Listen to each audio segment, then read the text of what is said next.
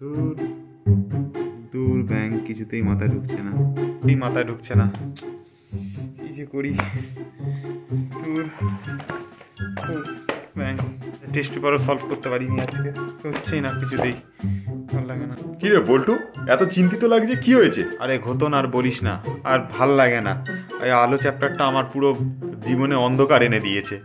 ভেবেছিলাম মাধ্যমিকে ফিজিক্যাল সায়েন্সে লেটার মার্কসের ওপরে পাবো, কিন্তু মাথায় ঢুকছে না আলো চ্যাপ্টারটা কি করে হবে। এখান থেকে তো অনেক কোয়েশ্চেন হবে। আরে চাপ নিস না, হ্যাভ এ রিল্যাক্স কর, সোমস ক্লাসরুমে যা, সোমনাথ স্যারের ভিডিও দেখ, আর আলোর চ্যাপ্টারটার পুরো ধোঁয়া ধোঁয়া করে রেখে দে। কিন্তু এখন তো আর হাতে সময় নেই, এই সময়ের মধ্যে কি আমি পারবো আলো চ্যাপ্টারটা কমপ্লিট করতে? আরে শোন শোন, পারবি না মানে কি? হ্যাঁ পারবি না মানে কি? হাতে অনেক দিন টাইম আছে, আর ম্যাক্সিমামটাই সোমস ক্লাসরুমে আপলোড হয়ে যাবে। তুই শুধু যা, হ্যাভ এ রিল্যাক্স কর, আর ভিডিও দেখ। ভিডিও দেখলেই তোর পুরো কনসেপ্ট দেখবি, পুরো এত ক্লিয়ার হবে, পুরো পরীক্ষার হলে ধোঁয়া তুলে রেখে দিবি। আচ্ছা তাই? তাহলে আমিও পুরো ধোঁয়া তুলে রেখে দেবো পরীক্ষার হলে।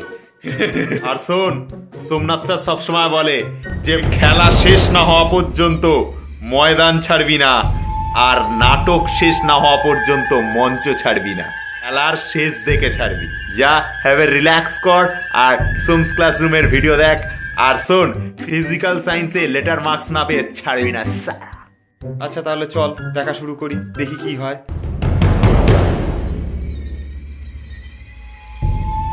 খেলা শেষ না হওয়া পর্যন্ত ময়দান ছাড়বে না, নাটক শেষ না হওয়া পর্যন্ত মঞ্চ ছাড়বে না। তোমাকে ততক্ষণ পর্যন্ত কেউ হারাতে পারবে না যদি তুমি নিজে ময়দান ছেড়ে বেরিয়ে না আসো।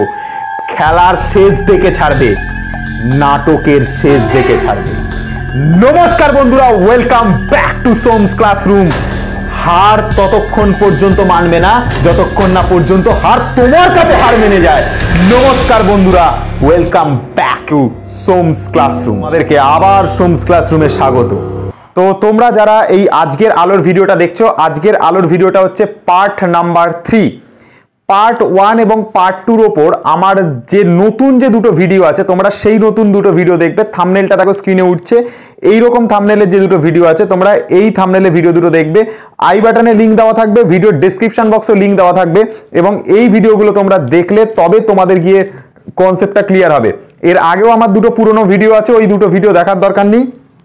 ওই ভিডিওতে থেকেও অনেক বেটার ভিডিও আমরা পরবর্তীকালে বানিয়েছি, এবং আমি আজকের যে ভিডিওটা দিচ্ছি সেটা আমি যে নতুন যে দুটো ভিডিও দিয়েছিলাম আলোর ওপর, সেটার পর থেকে দিচ্ছি, ফলে লিঙ্কটা তোমাদের কেটে যাবে।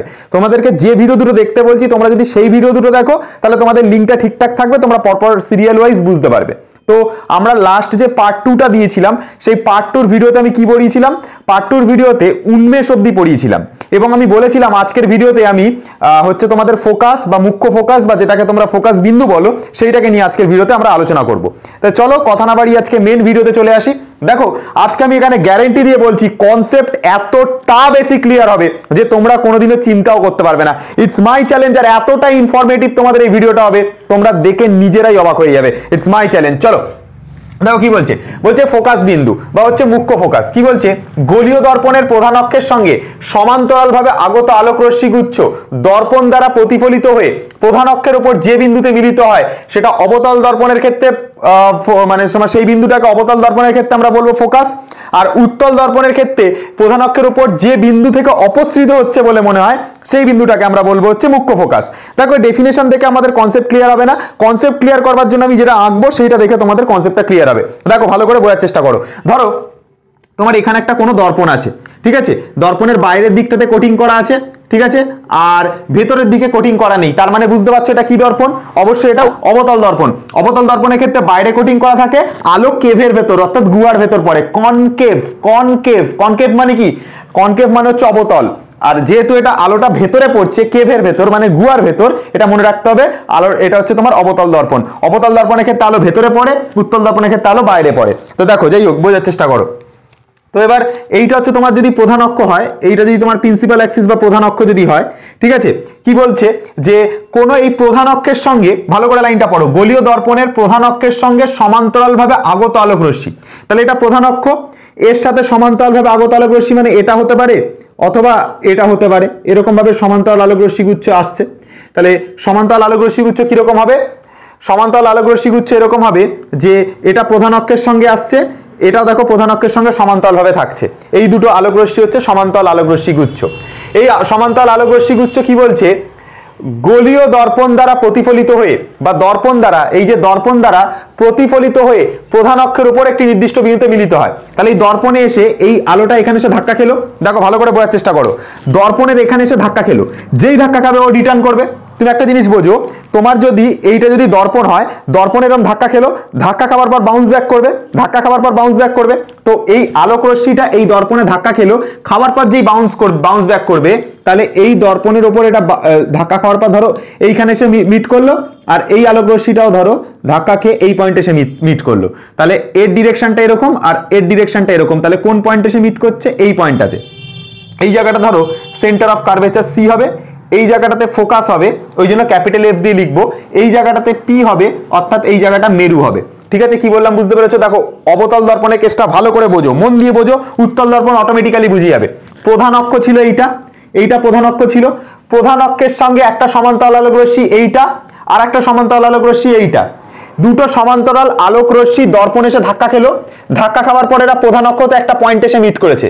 দুটো আলোক রশ্মি ধাক্কা খেয়েছে, খাওয়ার পর একটা পয়েন্ট এসে মিট করেছে। কোথায় মিট করেছে? প্রধান অক্ষের ওপর মিট করেছে। প্রধান যে অক্ষটা রয়েছে এই প্রধান অক্ষের ওপর একটা পয়েন্টে মিট করেছে। যে পয়েন্টটাতে মিট করবে সেই পয়েন্টটাকে আমরা ক্যাপিটাল এফ দিয়ে লিখবো। এই পয়েন্টটাকে আমরা বলবো হচ্ছে ফোকাস বিন্দু। আমি আবারও বলছি, কথাটা কি বললাম মন দিয়ে শোনো।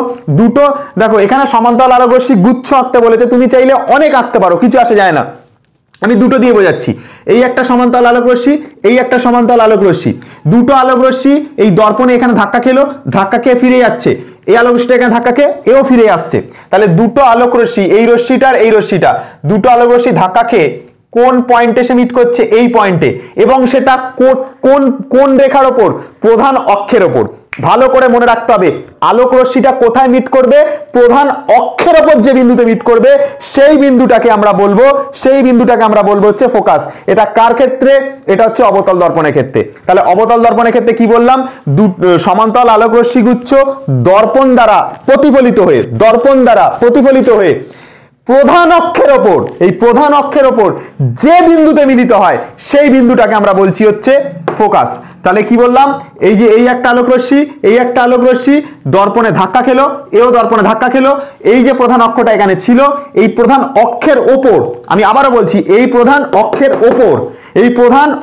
ওপর যে বিন্দুতে মিলিত হয় সেই বিন্দুটাকে আমরা বলবো হচ্ছে কি? সেই বিন্দুটাকে আমরা বলবো হচ্ছে মুখ্য ফোকাস। কিন্তু এটা কার ক্ষেত্রে বলবো? এটা বলবো অবতল দর্পণের ক্ষেত্রে, কিন্তু অবতল দর্পণের ক্ষেত্রে, এটা কিন্তু উত্তল দর্পণের ক্ষেত্রে না। তাহলে উত্তল দর্পণের ক্ষেত্রে কি হবে? উত্তল দর্পণের ক্ষেত্রে এই দুটো আলোক রশ্মি পরস্পরের সাথে এসে মিট করবে না, এরা দুজন দুদিকে চলে যাবে। কিন্তু এদেরকে যদি আমি পেছন দিকে বাড়াই ডটেড লাইন দিয়ে, ঠিক আছে, তাহলে মনে হবে সেটা যেন কোনো একটা বিন্দু থেকে অপসৃত হচ্ছে।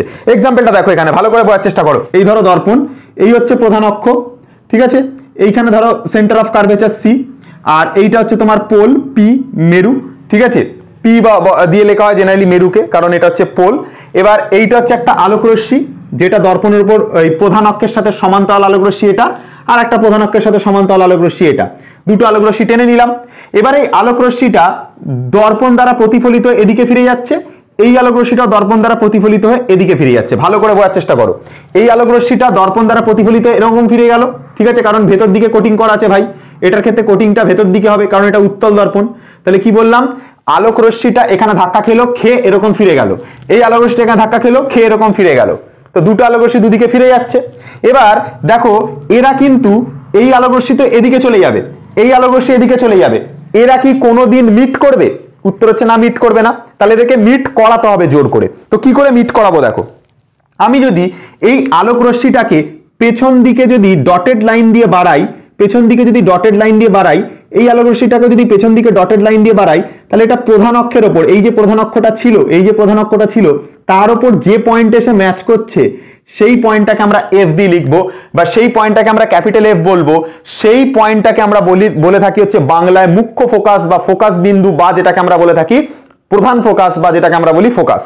ঠিক আছে, তাহলে মুখ্য ফোকাস, প্রধান ফোকাস, ফোকাস বিন্দু, শুধু ফোকাস, সব কটা উত্তর একই। তাহলে কি এটা হচ্ছে প্রধান অক্ষ, প্রধান অক্ষের সঙ্গে সমান্তরাল আলোকরশ্মি গুচ্ছ দর্পণ দ্বারা প্রতিফলিত হওয়ার পর উত্তল দর্পণের ক্ষেত্রে মনে হবে যেন কোনো একটা বিন্দু থেকে, প্রধান অক্ষের কোনো একটা বিন্দু থেকে অপসৃত হচ্ছে, সেটাকে আমরা বলবো প্রধান অক্ষের ওপর কোনো একটা বিন্দু থেকে অপসৃত হচ্ছে বলে মনে হবে, অপসৃত হচ্ছে বলে মনে হবে, সেই পয়েন্টটাকে, প্রধান অক্ষের উপর যে বিন্দু থেকে অপসৃত হচ্ছে বলে মনে হবে সেই পয়েন্টটাকে উত্তল দর্পণের ক্ষেত্রে আমরা বলবো হচ্ছে কি, এটাকে আমরা বলবো হচ্ছে মুখ্য ফোকাস। দেখো এই আলোক রশ্মিটা এদিকে চলে যাচ্ছে, এই আলোক রশ্মিটা এদিকে চলে যাচ্ছে, একটা জিনিস ভালো করে বুঝবে, দুটো আলো এ এদিকে যাচ্ছে, এ এদিকে যাচ্ছে, এরা তো কখনো ম্যাচ করবে না, তো কখনো ম্যাচ করবে না, এ তো এদিকে চলে যাবে ভাই, ও তো ওদিকে চলে যাবে, এরা কখনো ম্যাচ করবে না।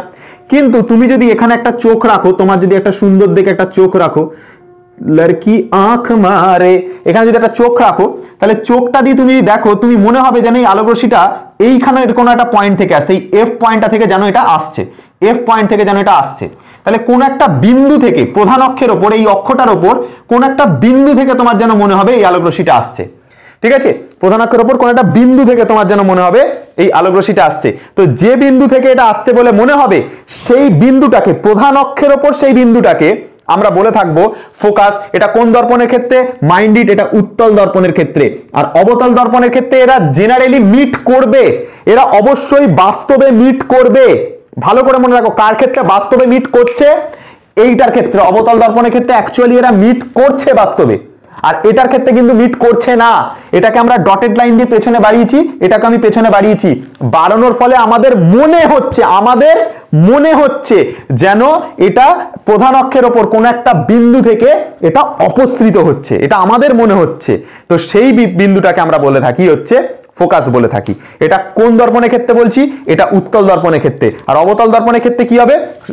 প্রধান অক্ষের সাথে সমান্তরাল আলোক রশ্মিগুচ্ছ দর্পণ দ্বারা প্রতিফলিত হওয়ার পর প্রধান অক্ষের উপর যদি কোনো একটা বিন্দুতে মিলিত হয় সেই বিন্দুটাকে আমরা বলবো অবতল দর্পণের ফোকাস। আর উত্তল দর্পণের ক্ষেত্রে বলবো যে প্রধান অক্ষের সাথে সমান্তরাল আলোক রশ্মিগুচ্ছ দর্পণ দ্বারা প্রতিফলিত হওয়ার পর যদি কোনো একটি বিন্দু থেকে, প্রধান অক্ষের ওপর কোনো একটি বিন্দু থেকে অপসৃত হচ্ছে বলে আমাদের মনে হয়, তাহলে সেই বিন্দুটাকে আমরা বলবো হচ্ছে ফোকাস। বোঝা গেল কি বললাম? আচ্ছা, এবার একটা কথা বলবো, এখানে ফোকাস আর মেরু এই দুটো জিনিসের মধ্যে যে ডিস্টেন্সটা, এটাকে আমরা বলে থাকি ফোকাস দূরত্ব। মানে এখানে যেটা পি পয়েন্ট রয়েছে এটা তো মেরু, আর এফটা হচ্ছে ফোকাস। তো এইখান থেকে এইটুকু যে ডিস্টেন্স, এইখান থেকে এইটুকুর যে ডিস্টেন্স, এইটুকু ডিস্টেন্সকে আমরা ছোট হাতের এফ দিয়ে লিখবো। এইটুকু ডিস্টেন্সকে মনে রাখবে পি থেকে এফ, এই পি থেকে এফ এর যে ডিস্টেন্সটা, এটাকে কি দিয়ে লিখতে বলেছি? ছোট হাতের এফ দিয়ে। আর ফোকাস বিন্দুটাকে কি দিয়ে লিখতে বলেছি? ক্যাপিটাল এফ দিয়ে। মনে রাখবে জিনিসটা, কি বললাম? পি থেকে এফ এর মধ্যে যে ডিস্টেন্সটা ছোট এফ, এইটাকে আমরা বলে থাকি হচ্ছে ফোকাস দূরত্ব। তাহলে এই দর্পণে ফোকাস দূরত্ব কোনটা? পি এফ হচ্ছে ফোকাস দূরত্ব। ঠিক আছে, ফোকাস দূরত্ব দুটোর ক্ষেত্রেই তাই হবে। দেখো এটার ক্ষেত্রে তাই হবে, এই যে পি আর এই যে এফ, এই দুটোর মাঝের যে ডিস্টেন্স, এইটুকু যে ডিস্টেন্স, এই ডিস্টেন্সটাকে আমরা বলবো হচ্ছে ফোকাস দূরত্ব। এর ক্ষেত্রে সেম, পি এফটা হচ্ছে ফোকাস দূরত্ব।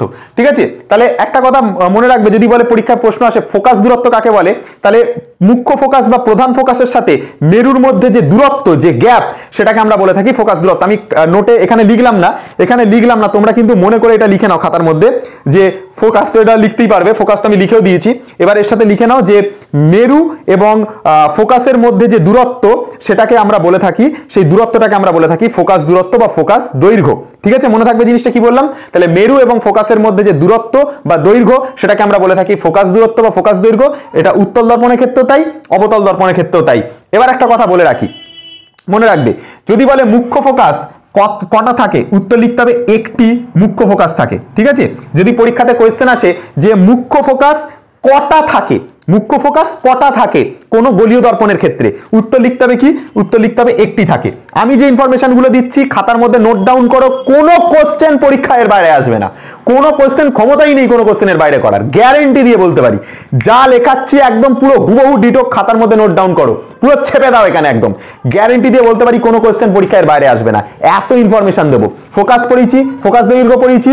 আর একটা জিনিস দেখো, ফোকাস দূরত্ব আর ফোকাস দৈর্ঘ্য কিন্তু একই জিনিস। ঠিক আছে, ফোকাস দূরত্ব আর ফোকাস দৈর্ঘ্য কিন্তু একই জিনিস, ভয় পাবে না কখনো। আচ্ছা, যদি বলে মুখ্য ফোকাস কটা থাকে, একটি মুখ্য ফোকাস থাকে। ঠিক আছে, কি বললাম বুঝতে পেরেছো? একটি মুখ্য ফোকাস থাকে। লিখে নিও, পুরোটা আমি লিখছি না। ঠিক আছে, একটি মুখ্য ফোকাস থাকে।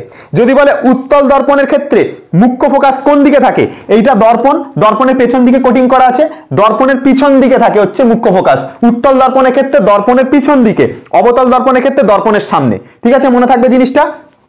তাহলে মুখ্য ফোকাস হচ্ছে উত্তল দর্পণের ক্ষেত্রে পেছনে এবং অবতল দর্পণের ক্ষেত্রে সামনে। করোনা হলো নাকি ভাই? দেখো, উত্তল দর্পণের ক্ষেত্রে পেছনে, অবতল দর্পণের ক্ষেত্রে সামনে কি থাকে, এই মুখ্য ফোকাসটা থাকে। তাহলে উত্তল দর্পণের ক্ষেত্রে পেছনে থাকছে, দেখো এইটা হচ্ছে দর্পণ, দর্পণের পেছন দিকে কোটিং করা থাকে। তো পেছনে দেখো যেদিকে কোটিং করা সেদিকেই দেখো ফোকাস রয়েছে, মুখ্য ফোকাস। আর এই দর্পণটার দেখো কোটিং করা পিছন দিকে আর সামনের দিকে তোমার হচ্ছে ফোকাস রয়েছে। তাহলে কি বলতে হবে? উত্তল দর্পণের ক্ষেত্রে পেছনে মুখ্য ফোকাস থাকে, অবতল দর্পণের ক্ষেত্রে সামনে মুখ্য ফোকাস থাকে। তাহলে দুটো পয়েন্ট হলো, একটা পয়েন্ট, দুটো পয়েন্ট মাথায় থাকবে জিনিসটা। আচ্ছা, পরীক্ষায় যদি কোয়েশ্চেন করে যে তরঙ্গ দৈর্ঘ্য বাড়লে বা আলোর বর্ণের ওপর মুখ্য ফোকাস নির্ভর করে না, মুখ্য ফোকাস নির্ভর করে না, মনে রাখতে হবে। তাহলে কি বললাম? মুখ্য ফোকাস আলোর বর্ণ কি আছে বা আলোর তরঙ্গ দৈর্ঘ্য বাড়লে, যদি পরীক্ষার দ্বারা এখান থেকে একটা এমসিকিউ কোয়েশ্চেন আসতেই পারে। ঠিক আছে, আমি পরের দিনকে যখন এমসিকিউ পরীক্ষাটা নেব তোমাদেরকে, ঠিক আছে, আমি কিন্তু এই কোয়েশ্চেনটা দিতেই পারি যে যদি পরীক্ষায় কোয়েশ্চেন আসে যে আলোর বর্ণ বা আলোর তরঙ্গ দৈর্ঘ্য চেঞ্জ হলো, সাপোজ ধরো তরঙ্গ দৈর্ঘ্যটাকে বাড়ানো হলো, তাহলে কি মুখ্য ফোকাসের লেন্থের কোনো চেঞ্জ আসবে? মানে সরি, ফোকাস দৈর্ঘ্য কি কোনো চেঞ্জ আসবে? মুখ্য ফোকাস না, এখানে লিখবে হচ্ছে ফোকাস দৈর্ঘ্যের কি কোনো চেঞ্জ আসবে? উত্তর লিখতে হবে না, চেঞ্জ আসবে না।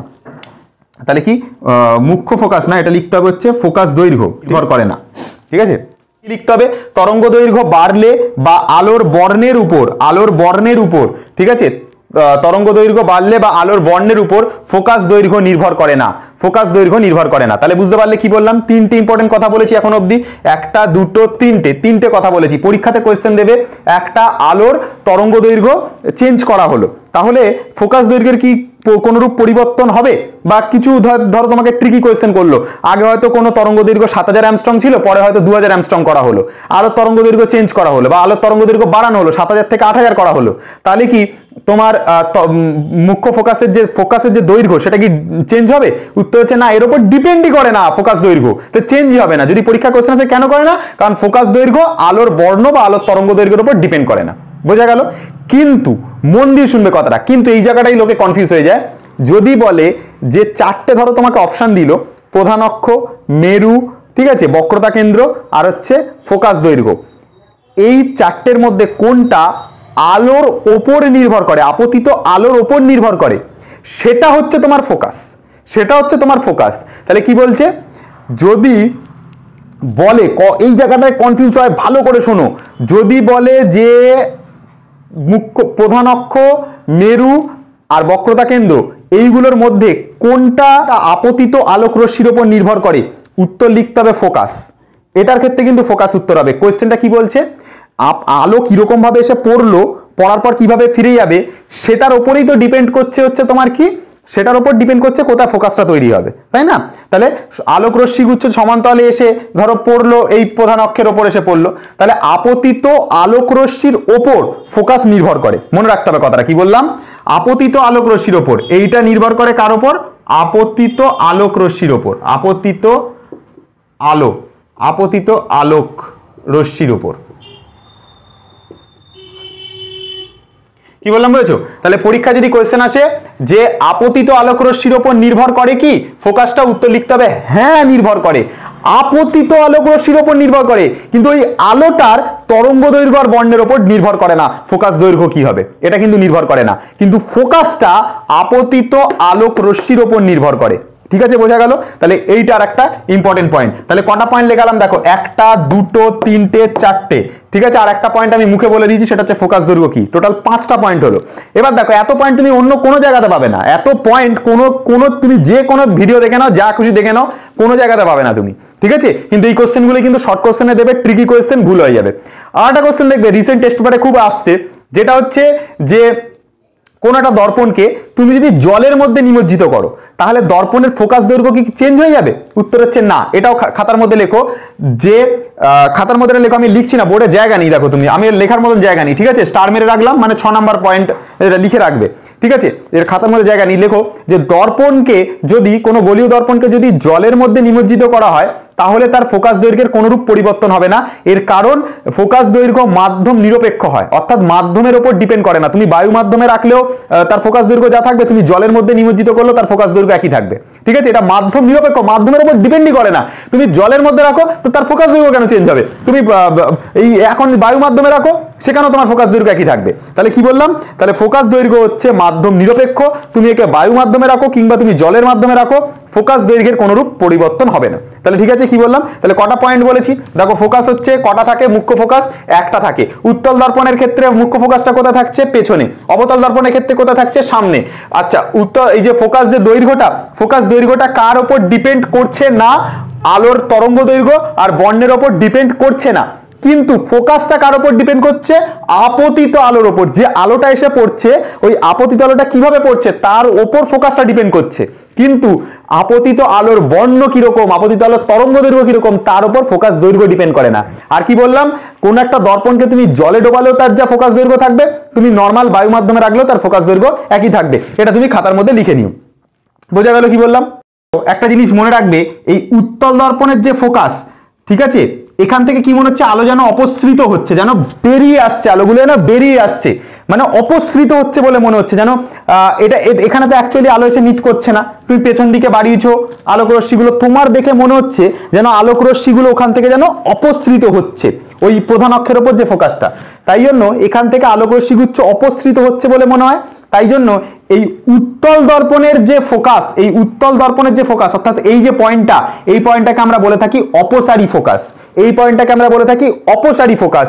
আর যেটা অবতল দর্পণ, যেটা অবতল দর্পণ মানে এই যে দর্পণটা, এখানে দেখো দুটো আলোক রশ্মি অভিসারী হয়েছে, মানে এখানে এসে মিলিত হয়েছে, এই আলোক রশ্মিটাও এখানে এসে মিলিত হয়েছে, আবার এই আলোক রশ্মিটাও এখানে এসে মিলিত হয়েছে। তাহলে দুটো আলোক রশ্মি এই এফ পয়েন্টে এসে মিলিত হচ্ছে, এখানে এও মিলিত হচ্ছে, এও মিলিত হচ্ছে, তাহলে দুটো আলোক রশ্মি একটা পয়েন্টে এসে মিলিত হচ্ছে, এটা হচ্ছে অভিসারী ফোকাস। এখানে লিখে নেবে, এটা হচ্ছে অভিসারী ফোকাস, এটা হচ্ছে অপসারী ফোকাস, কারণ এখানে দুটো আলোক রশ্মি এসে মিলিত হচ্ছে বলে মনে হচ্ছে, তাই এটা অভিসারী ফোকাস। এর ক্ষেত্রে মনে হচ্ছে আলোক রশ্মি যেন অপসৃত হচ্ছে, তাই এটা হচ্ছে অপসারী ফোকাস। মনে থাকবে জিনিসটা কি বললাম? এমনিতেও তুমি জানো যে অবতল দর্পণকে বলা হয় অভিসারী দর্পণ, কারণ আলোক রশ্মিগুচ্ছ একটা নির্দিষ্ট পয়েন্টে এসে মিলিত হয়, তাই জন্য অবতল দর্পণকে অভিসারী দর্পণ বলে, আর এর ফোকাসকে অভিসারী ফোকাস বলে। আর উত্তল দর্পণকে অপসারী দর্পণ বলে, কারণ এর থেকে মনে হয় আলোক রশ্মি যেন অপসৃত হচ্ছে, আর এর যে ফোকাসটা সেটাকে বলা হচ্ছে অপসারী ফোকাস। মনে থাকবে জিনিসটা কি বললাম? তাহলে দেখো, এক, এইখানে একটা পয়েন্ট হতো আমি লিখিনি, 2 3 4 5 6 7, প্রায় 7 থেকে 8টা, আর একটা 8টা মতন পয়েন্ট দিলাম। এইটুকু পড়িয়েছি তোমাদেরকে, এইটুকু, শুধু ফোকাস আর ফোকাসের ওপর এতগুলো তোমাদেরকে পয়েন্ট দিয়েছি। গ্যারেন্টি দিয়ে বলছি, কোনো জায়গাতে তুমি কোনো ভিডিও কেন, তুমি কোনো জায়গা দেখে নাও, ঠিক আছে, এর থেকে বেশি ডিটেলসে তোমাদের কেউ কোনো জায়গা দেখাবে না। এমনকি আমি গ্যারেন্টি দিয়ে বলতে পারি, তোমার কোনো পরীক্ষার কোনো কোয়েশ্চেনের ক্ষমতা নেই এর বাইরে কোনো কোয়েশ্চেন করবে। যেটুকু পড়াবো এর বাইরে কোনো কোয়েশ্চেন আসবে না, ঠিক আছে, শুধু যেটুকু পড়ানো হচ্ছে সেটুকু পড়ো। যেটা পড়াচ্ছি না সেটা আমায় কোয়েশ্চেন করবে না যে স্যার কেন এটা করালেন না, করতে লাগবে না, কারণ আমি ওটা জানি আসবে না পরীক্ষাতে, সেই জন্য আমি করাচ্ছি না। যেটা করাচ্ছি সেটাই আসবে, যেটা করাচ্ছি না আসবে না, তাই জন্যই করাচ্ছি না, ঠিক আছে। তো চলো, এটা হচ্ছে আমাদের ফোকাস বা মুখ্য ফোকাস বা ফোকাস বিন্দু। আর ফোকাস দৈর্ঘ্যটা আমি বলেছি, মেরু থেকে ফোকাসের মধ্যে যে দূরত্ব সেটাকে ফোকাস দূরত্ব বলে। এখানেও মেরু থেকে ফোকাসের মধ্যে যে দূরত্ব তাকে ফোকাস দূরত্ব বা ফোকাস দৈর্ঘ্য বলে, একই জিনিস। ফোকাস দূরত্ব আর ফোকাস দৈর্ঘ্য একই জিনিস। তাহলে বোঝা গেল কি বললাম? তো চলো, এখানে আমাদের ফোকাস আর মুখ্য ফোকাস ক্লিয়ার হয়েছে। এবার আমি ফোকাস তল নিয়ে আলোচনা করব, সেটা হচ্ছে ফোকাস তল, ঠিক আছে। তো ফোকাস তল বা ফোকাস যে প্লেন, সেই জিনিসটা কি সেটা আমরা দেখব। এটাকে ইংরেজিতে বলা হয় ফোকাল প্লেন বা ফোকাস তল। তো ফোকাস তল কি জিনিসটা দেখো, যে আমরা একটা দর্পণ দেখলাম, অবতল দর্পণ। অবতল দর্পণে আমরা জানি হচ্ছে কোন দিকে কোটিং করা থাকে, বাইরের দিকে কোটিং করা থাকে, এবং দর্পণের যে ভেতরটা, যেটা এই ভেতরের পার্টটা, এর মধ্যে আলোক রশ্মি এসে সমান্তরাল আলোক রশ্মি পড়ে। এইখান থেকে আর একটা সমান্তরাল আলোক রশ্মি ধরে এরকম পড়লো, এরকম একটা জায়গাতে মনে করো সি রয়েছে, সেন্টার অফ কার্ভেচার, যেটাকে বক্রতা কেন্দ্র বলে। এই জায়গাটাতে মেরু থাকে, যেটাকে পি বা পোল বলে। তো এই আলোক রশ্মিটা এইখানে ধাক্কা খেয়ে মনে করো এই বিন্দু দিয়ে চলে গেল, আর এই আলোক রশ্মিটা এখানে ধাক্কা খেয়ে মনে করো এই বিন্দু দিয়ে চলে গেল। তাহলে দুটো আলোক রশ্মি কোন পয়েন্ট দিয়ে চলে গেল? এই পয়েন্টটা দিয়ে গেল, এই পয়েন্টটা দিয়ে। তো যে পয়েন্টটা দিয়ে যাবে সেই পয়েন্টটাতে কি বলা হয়? সেই পয়েন্টটাকে এফ বা ফোকাস বলা হয়। আমরা একটু আগেই দেখেছি সেই পয়েন্টটাকে আমরা কি বলছি, সেই পয়েন্টটাকে, এই পয়েন্টটাকে যে দুটো সমান্তরাল আলোক রশ্মি প্রধান অক্ষের সঙ্গে দর্পণে আপতিত হলো, হবার পর প্রতিফলিত হয়ে এই প্রধান অক্ষকে যে পয়েন্টে ছেদ করছে, মানে এই যে পয়েন্টটা, এই পয়েন্টটাকে আমরা বলে থাকি হচ্ছে কি ফোকাস বলে থাকি, তাই তো? ফোকাস বলে থাকি। এবার এই মনে করো এই যে ফোকাসটা রয়েছে না, এই ফোকাসের সঙ্গে আমি একটা কি করছি, একটা তল কল্পনা করছি ফোকাসের মধ্যে দিয়ে, একটা তল কল্পনা করছি, একটা তল আমি কল্পনা করছি। দেখো এখানে আমি লাল কালি দিয়ে যে তলটা এঁকেছি, এই তলটা আমি কল্পনা করেছি, এবং এই যে তলটা এঁকেছি এই তলটা প্রধান অক্ষের সাথে এখানে দেখো 90 ডিগ্রি কোণ উৎপন্ন করেছে, এটা 90 ডিগ্রি কোণ, মানে লম্বভাবে রয়েছে। তাহলে এই যে তলটাকে আমরা কল্পনা করেছি, যে সমতলটাকে আমরা কল্পনা করেছি, এই তলটাকে আমরা বলে থাকবো ফোকাস তল, বা যেটাকে আমরা বলবো ফোকাল প্লেন। দেখো ডেফিনেশনটা দেখলেই তুমি বুঝতে পারবে, বলছে গোলীয় দর্পণের মুখ্য ফোকাসের বিন্দু দিয়ে, এইটা হচ্ছে মুখ্য ফোকাস, এই বিন্দু দিয়ে একটা তল, বিন্দু দিয়ে এবং দর্পণের প্রধান অক্ষের সঙ্গে লম্বভাবে যে তল কল্পনা করায়, এটা দর্পণের প্রধান অক্ষ, এর সাথে লম্বভাবে এবং এই মুখ্য ফোকাসের বিন্দু দিয়ে যে তল কল্পনা করা হয় তাকে আমরা বলে থাকি হচ্ছে ফোকাল প্লেন, বা যেটাকে আমরা বলে থাকি ফোকাস তল। তাহলে কি বললাম, ফোকাস তলটা কিরকম হবে? এই মুখ্য ফোকাসের বিন্দু দিয়ে যাবে টোটাল ফোকাস তলটা, আর এই ফোকাল তলটা প্রধান অক্ষের সাথে লম্বভাবে থাকবে, 90 ডিগ্রি অ্যাঙ্গেলে থাকবে। তাহলে যদি এটা হয় তাহলে এটাকে আমরা বলে থাকবো হচ্ছে ফোকাল তল। এবার দেখো এখানে আরেকটা জিনিস আমি আঁকছি, এটা তো অবতল দর্পণের জন্য গেল, এটা কোন দর্পণের জন্য? এটা হচ্ছে অবতল দর্পণের জন্য। এবার যদি আমাকে উত্তল দর্পণের জন্য করতে বলে তাহলে কিরকম আঁকবো? উত্তল দর্পণের জন্য হলে এটা দেখতে এরকম হবে। উত্তল দর্পণের জন্য হচ্ছে আলোক রশ্মিটা কিরকম ভাবে পড়ে তোমরা জানো, যে উত্তল দর্পণের ক্ষেত্রে আলোক রশ্মি পড়বে হচ্ছে তোমার এরকম ভাবে, ধরো এই একটা আলোক রশ্মি এসে পড়লো এখানে, আর আরেকটা আলোক রশ্মি এখানে এসে আপতিত হলো। এবার এই আলোক রশ্মিটা এরকম ভাবে ফিরে গেল, ঠিক আছে, আর এই আলোক রশ্মিটাও এরকম ভাবে ফিরে গেল। তো দুটো আলোক রশ্মি দুদিকে ফিরে যাচ্ছে। এখানে এই আলোক রশ্মিটা প্রধান অক্ষের সাথে সমান্তরাল, এই আলোক রশ্মিটাও প্রধান অক্ষের সাথে সমান্তরাল। তো দুটো আলোক রশ্মি সমান্তরাল আলোক রশ্মি দর্পণে ধাক্কা খেয়ে দুদিকে ফিরে গেল। এবার এই আলোক রশ্মিটাকে যদি আমি পেছন দিকে বাড়াই তাহলে এটা এখানে ছেদ করে, আর এই আলোক রশ্মিটাকে যদি পেছনে বাড়াই তাহলে এটা এইখানে ছেদ করে। তো এইখানটাতে হয় ফোকাস। তো এই ফোকাসের ওপর সেম জিনিস করব, এটা পি মানে পোল মেরু নিয়ে নেবো, আর এটা হচ্ছে ধরো সেন্টার অফ কার্ভেচার সি নিয়ে নিলাম। আমি কি করব? সেম জিনিস করব, যে ফোকাস পয়েন্টটা এঁকেছি যেটা মুখ্য ফোকাস, সেই মুখ্য ফোকাসের ওপর আমরা একটা কি কল্পনা করব? একটা তল কল্পনা করব, ঠিক আছে, একটা লাল কালি দিয়ে যে তলটা এঁকেছি তলটাকে কল্পনা করব। তাহলে ফোকাল তলটা কি হবে? ফোকাল তলটা সবসময় হবে, বা ফোকাস যে তল সেটা হবে সবসময় মুখ্য ফোকাস বিন্দু দিয়ে আঁকা একটা তল, যেটা প্রধান অক্ষের সাথে কত ডিগ্রি কোণে থাকবে? লম্বভাবে, বা 90 ডিগ্রি কোণ করে থাকবে। সেই তলটাকে আমরা বলে থাকবো হচ্ছে, আমরা কি বলবো? ফোকাস তল বলবো। আমি আরেকবারও বলে দিচ্ছি, দেখো যে তলটাকে আমরা কল্পনা করব সেটা এই মুখ্য ফোকাসের মধ্যে দিয়ে যাবে, মুখ্য ফোকাসের মধ্যে দিয়ে যাবে, 1 নাম্বার। 2 নাম্বার কি বললাম? 2 নাম্বার হচ্ছে এই যে তলটা থাকবে, এই তলটাই লাল কালি দিয়ে আঁকা তলটা দেখো 90 ডিগ্রি কোণ করেছে এই প্রধান অক্ষের সাথে। দেখো এখানে 90 ডিগ্রি কোণ তৈরি হয়েছে, এই প্রধান অক্ষের সাথে 90 ডিগ্রি কোণ তৈরি হয়েছে, ঠিক তো? এই জিনিসটা বুঝতে পারলে কিনা? দেখো এই যে এইখানটাতে 90 ডিগ্রি কোণ তৈরি হয়েছে, 1 নাম্বার কথা। 2 নাম্বার কথা কি বলছি? এই যে তলটা এঁকেছি এই তলটা এখানে দেখো কি রয়েছে? 90 ডিগ্রি কোণ করে বা লম্বভাবে রয়েছে। লম্বভাবে রয়েছে কার সাথে? প্রধান অক্ষের সাথে। আর এই তলটার কোন বিন্দু দিয়ে গেছে? এই ফোকাস বিন্দু দিয়ে এই তলটা আঁকা হয়েছে, এই ফোকাস বিন্দু দিয়ে এই তলটা আঁকা হয়েছে। তাহলে এই হচ্ছে তোমার কথা, ঠিক আছে, বোঝা গেল? তাহলে এইটা হচ্ছে ফোকাস তল। এবার ঘটনাটা বোঝো, ধরো কোনো আলোক রশ্মি আমি অন্য কালি দিয়ে আঁকছি, ধরো দুটো আলোক রশ্মি এবার এই ফোকাসটাকে এটাকে মোছার জন্য, মানে এটা বোঝার জন্য আমি দুটো আলোক রশ্মিকে এখানে ক্যান্সেল করছি, এখানে এটাকে লিখছি না, ঠিক আছে, আমি বোঝার জন্য করছি। দেখো এই আলোক রশ্মি দুটোকে আমি লিখছি না, তোমরা ফোকাস তলের ডেফিনেশন লিখে নিও।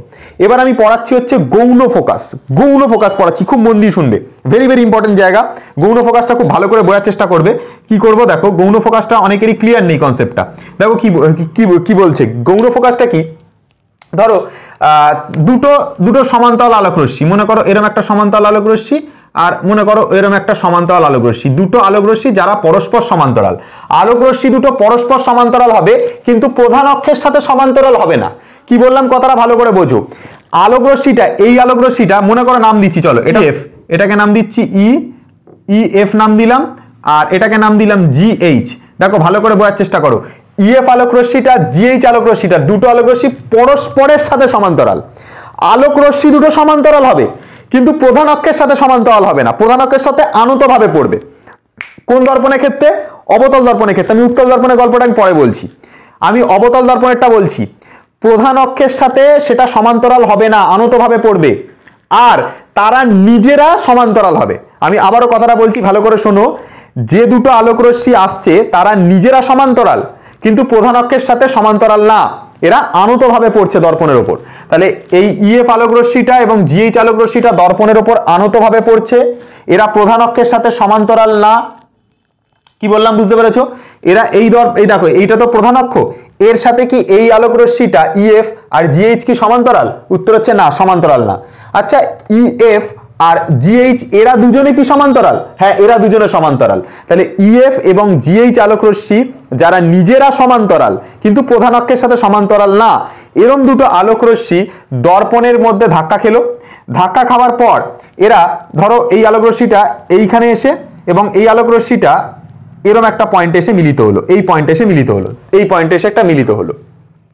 তাহলে এই আলোকরশ্মিটা ধাক্কা খেয়ে এই পয়েন্টে, এই আলোকরশ্মিটা ধাক্কা খেয়ে এই পয়েন্টে এসে মিলিত হলো। মনে করো এই জায়গাটার নাম দিলাম ক্যাপিটাল আই, এই জায়গাটার নাম দিলাম হচ্ছে ক্যাপিটাল আই। তাহলে এই যে নামটা আমি ক্যাপিটাল আই দিলাম, এই আই পয়েন্টটাকে আমরা বলবো হচ্ছে গৌণ ফোকাস। তাহলে গৌণ ফোকাস হতে হলে কি হতে হবে? অবতল দর্পণের ক্ষেত্রে দুটো সমান্তরাল আলোকরশ্মি যারা নিজেরা সমান্তরাল কিন্তু প্রধান অক্ষের সাথে সমান্তরাল নয়, প্রধান অক্ষের সাথে আনুতভাবে দর্পণের ওপর পড়ে তারা ফোকাস তলের ওপর যে বিন্দুতে মিলিত হয় সেই বিন্দুটাকে আমরা বলবো হচ্ছে ফোকাস, তোমার হচ্ছে গৌণ ফোকাস। কি বললাম কথাটা শুনে শুনে লেখো। দুটো সমান্তরাল আলোকরশ্মি যারা নিজেরা সমান্তরাল কিন্তু প্রধান অক্ষের সাথে সমান্তরাল না, দর্পণের ওপর এরা আনুতভাবে পড়ে এবং পড়ার পর দর্পণ দ্বারা প্রতিফলিত হয়ে এরা ফোকাস তলের ওপর যে পয়েন্টে মিলিত হয়, যেমন এখানে আই পয়েন্টে মিলিত হয়েছে, তো এই আই পয়েন্টটাকে আমরা বলবো হচ্ছে ফোকাস, গৌণ ফোকাস বিন্দু বা গৌণ ফোকাস। এই পয়েন্টটাকে আমরা বলবো হচ্ছে গৌণ ফোকাস বিন্দু বা বলবো হচ্ছে গৌণ ফোকাস।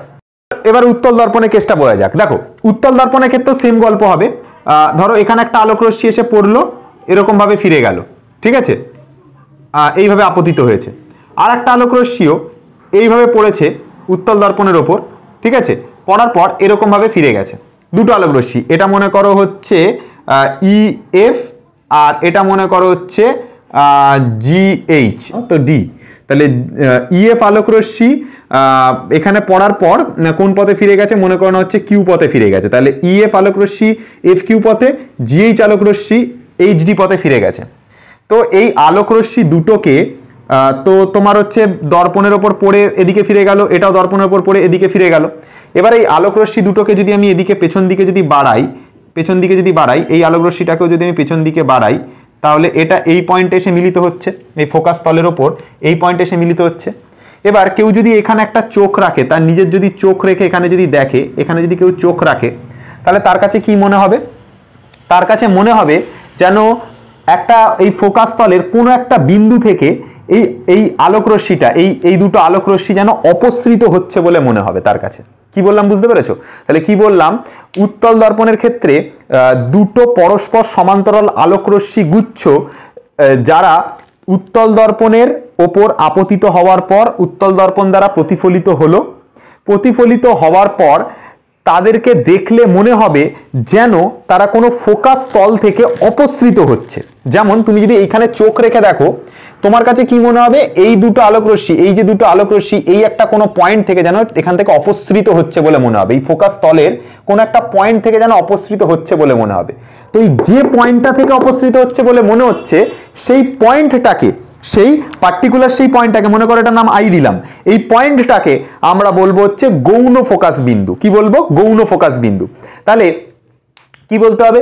দুটো সমান্তরাল আলোকরশ্মি গুচ্ছ যারা পরস্পর সমান্তরাল, এরকম আলোকরশ্মি গুচ্ছ যখন কোনো দর্পণের ওপর আপতিত হয়ে দর্পণ দ্বারা প্রতিফলিত হয়, তখন যদি দর্পণ দ্বারা প্রতিফলিত হওয়ার পর তারা যদি কোনো একটা নির্দিষ্ট বিন্দুতে কোনো ফোকাস তলের ওপর মিট করে, তাহলে সেই মিড পয়েন্টটাকে, সেই মিলিত বিন্দুটাকে আমরা বলে থাকি হচ্ছে দর্পণটার গৌণ ফোকাস বিন্দু। এটা বলে থাকি কার ক্ষেত্রে? এটা বলে থাকি অবতল দর্পণের ক্ষেত্রে। এবং উত্তল দর্পণের ক্ষেত্রে সেই বিন্দুটা মনে হবে যেন কোনো একটা ফোকাস তল থেকে অপসৃত হচ্ছে, তাহলে সেটাকে আমরা বলবো হচ্ছে গৌণ ফোকাস বিন্দু। তাহলে গৌণ ফোকাস বিন্দু উত্তল দর্পণের ক্ষেত্রে কি মনে হবে? তুমি যদি এখানে চোখ রেখে দেখো তোমার মনে হবে যেন এই আলোক রশ্মিটা কোনো একটা পয়েন্ট থেকে যেন অপসৃত হচ্ছে। কোন পয়েন্ট থেকে অপসৃত হচ্ছে? কোনো ফোকাস তলের কোনো একটা পয়েন্ট থেকে যেন অপসৃত হচ্ছে বলে মনে হবে। তাহলে যে পয়েন্ট থেকে অপসৃত হচ্ছে বলে মনে হচ্ছে সেই পয়েন্টটাকে আমরা বলবো হচ্ছে গৌণ ফোকাস বিন্দু। এটা উত্তল দর্পণের ক্ষেত্রে। আর অবতল দর্পণের ক্ষেত্রে কি হবে? এরা দুজন এসে পরস্পর মিলিত হবে। কার উপর মিলিত হবে? এটা কোনো একটা কাল্পনিক ফোকাস তলের উপর মিলিত হবে, তাকে আমরা বলছি হচ্ছে গৌণ ফোকাস বিন্দু। খাতার মধ্যে লিখে নিও, আমি আর লিখলাম না, কারণ এটা বেকার লিখে জায়গাও নেই আর বেকার টাইমটাও যাবে। তো তোমরা লিখে নিও, ঠিক আছে? বুঝতে পেরেছো নিশ্চয়ই? শুনে লিখে নিও, ঠিক আছে? আচ্ছা দেখো, এবার একটা ভালো করে একটা জিনিস বলবো, সেটা হচ্ছে রেখাচিত্র আঁকার নিয়ম। মানে অবতল দর্পণের ক্ষেত্রে কিরকম ভাবে রেখাচিত্র আঁকতে হয় এবং উত্তল দর্পণের ক্ষেত্রে কিভাবে রেখাচিত্র আঁকতে হয়, দুটো আমি তোমাদেরকে বোঝাবো। মনে করো এইটা হচ্ছে তোমার অবতল দর্পণ।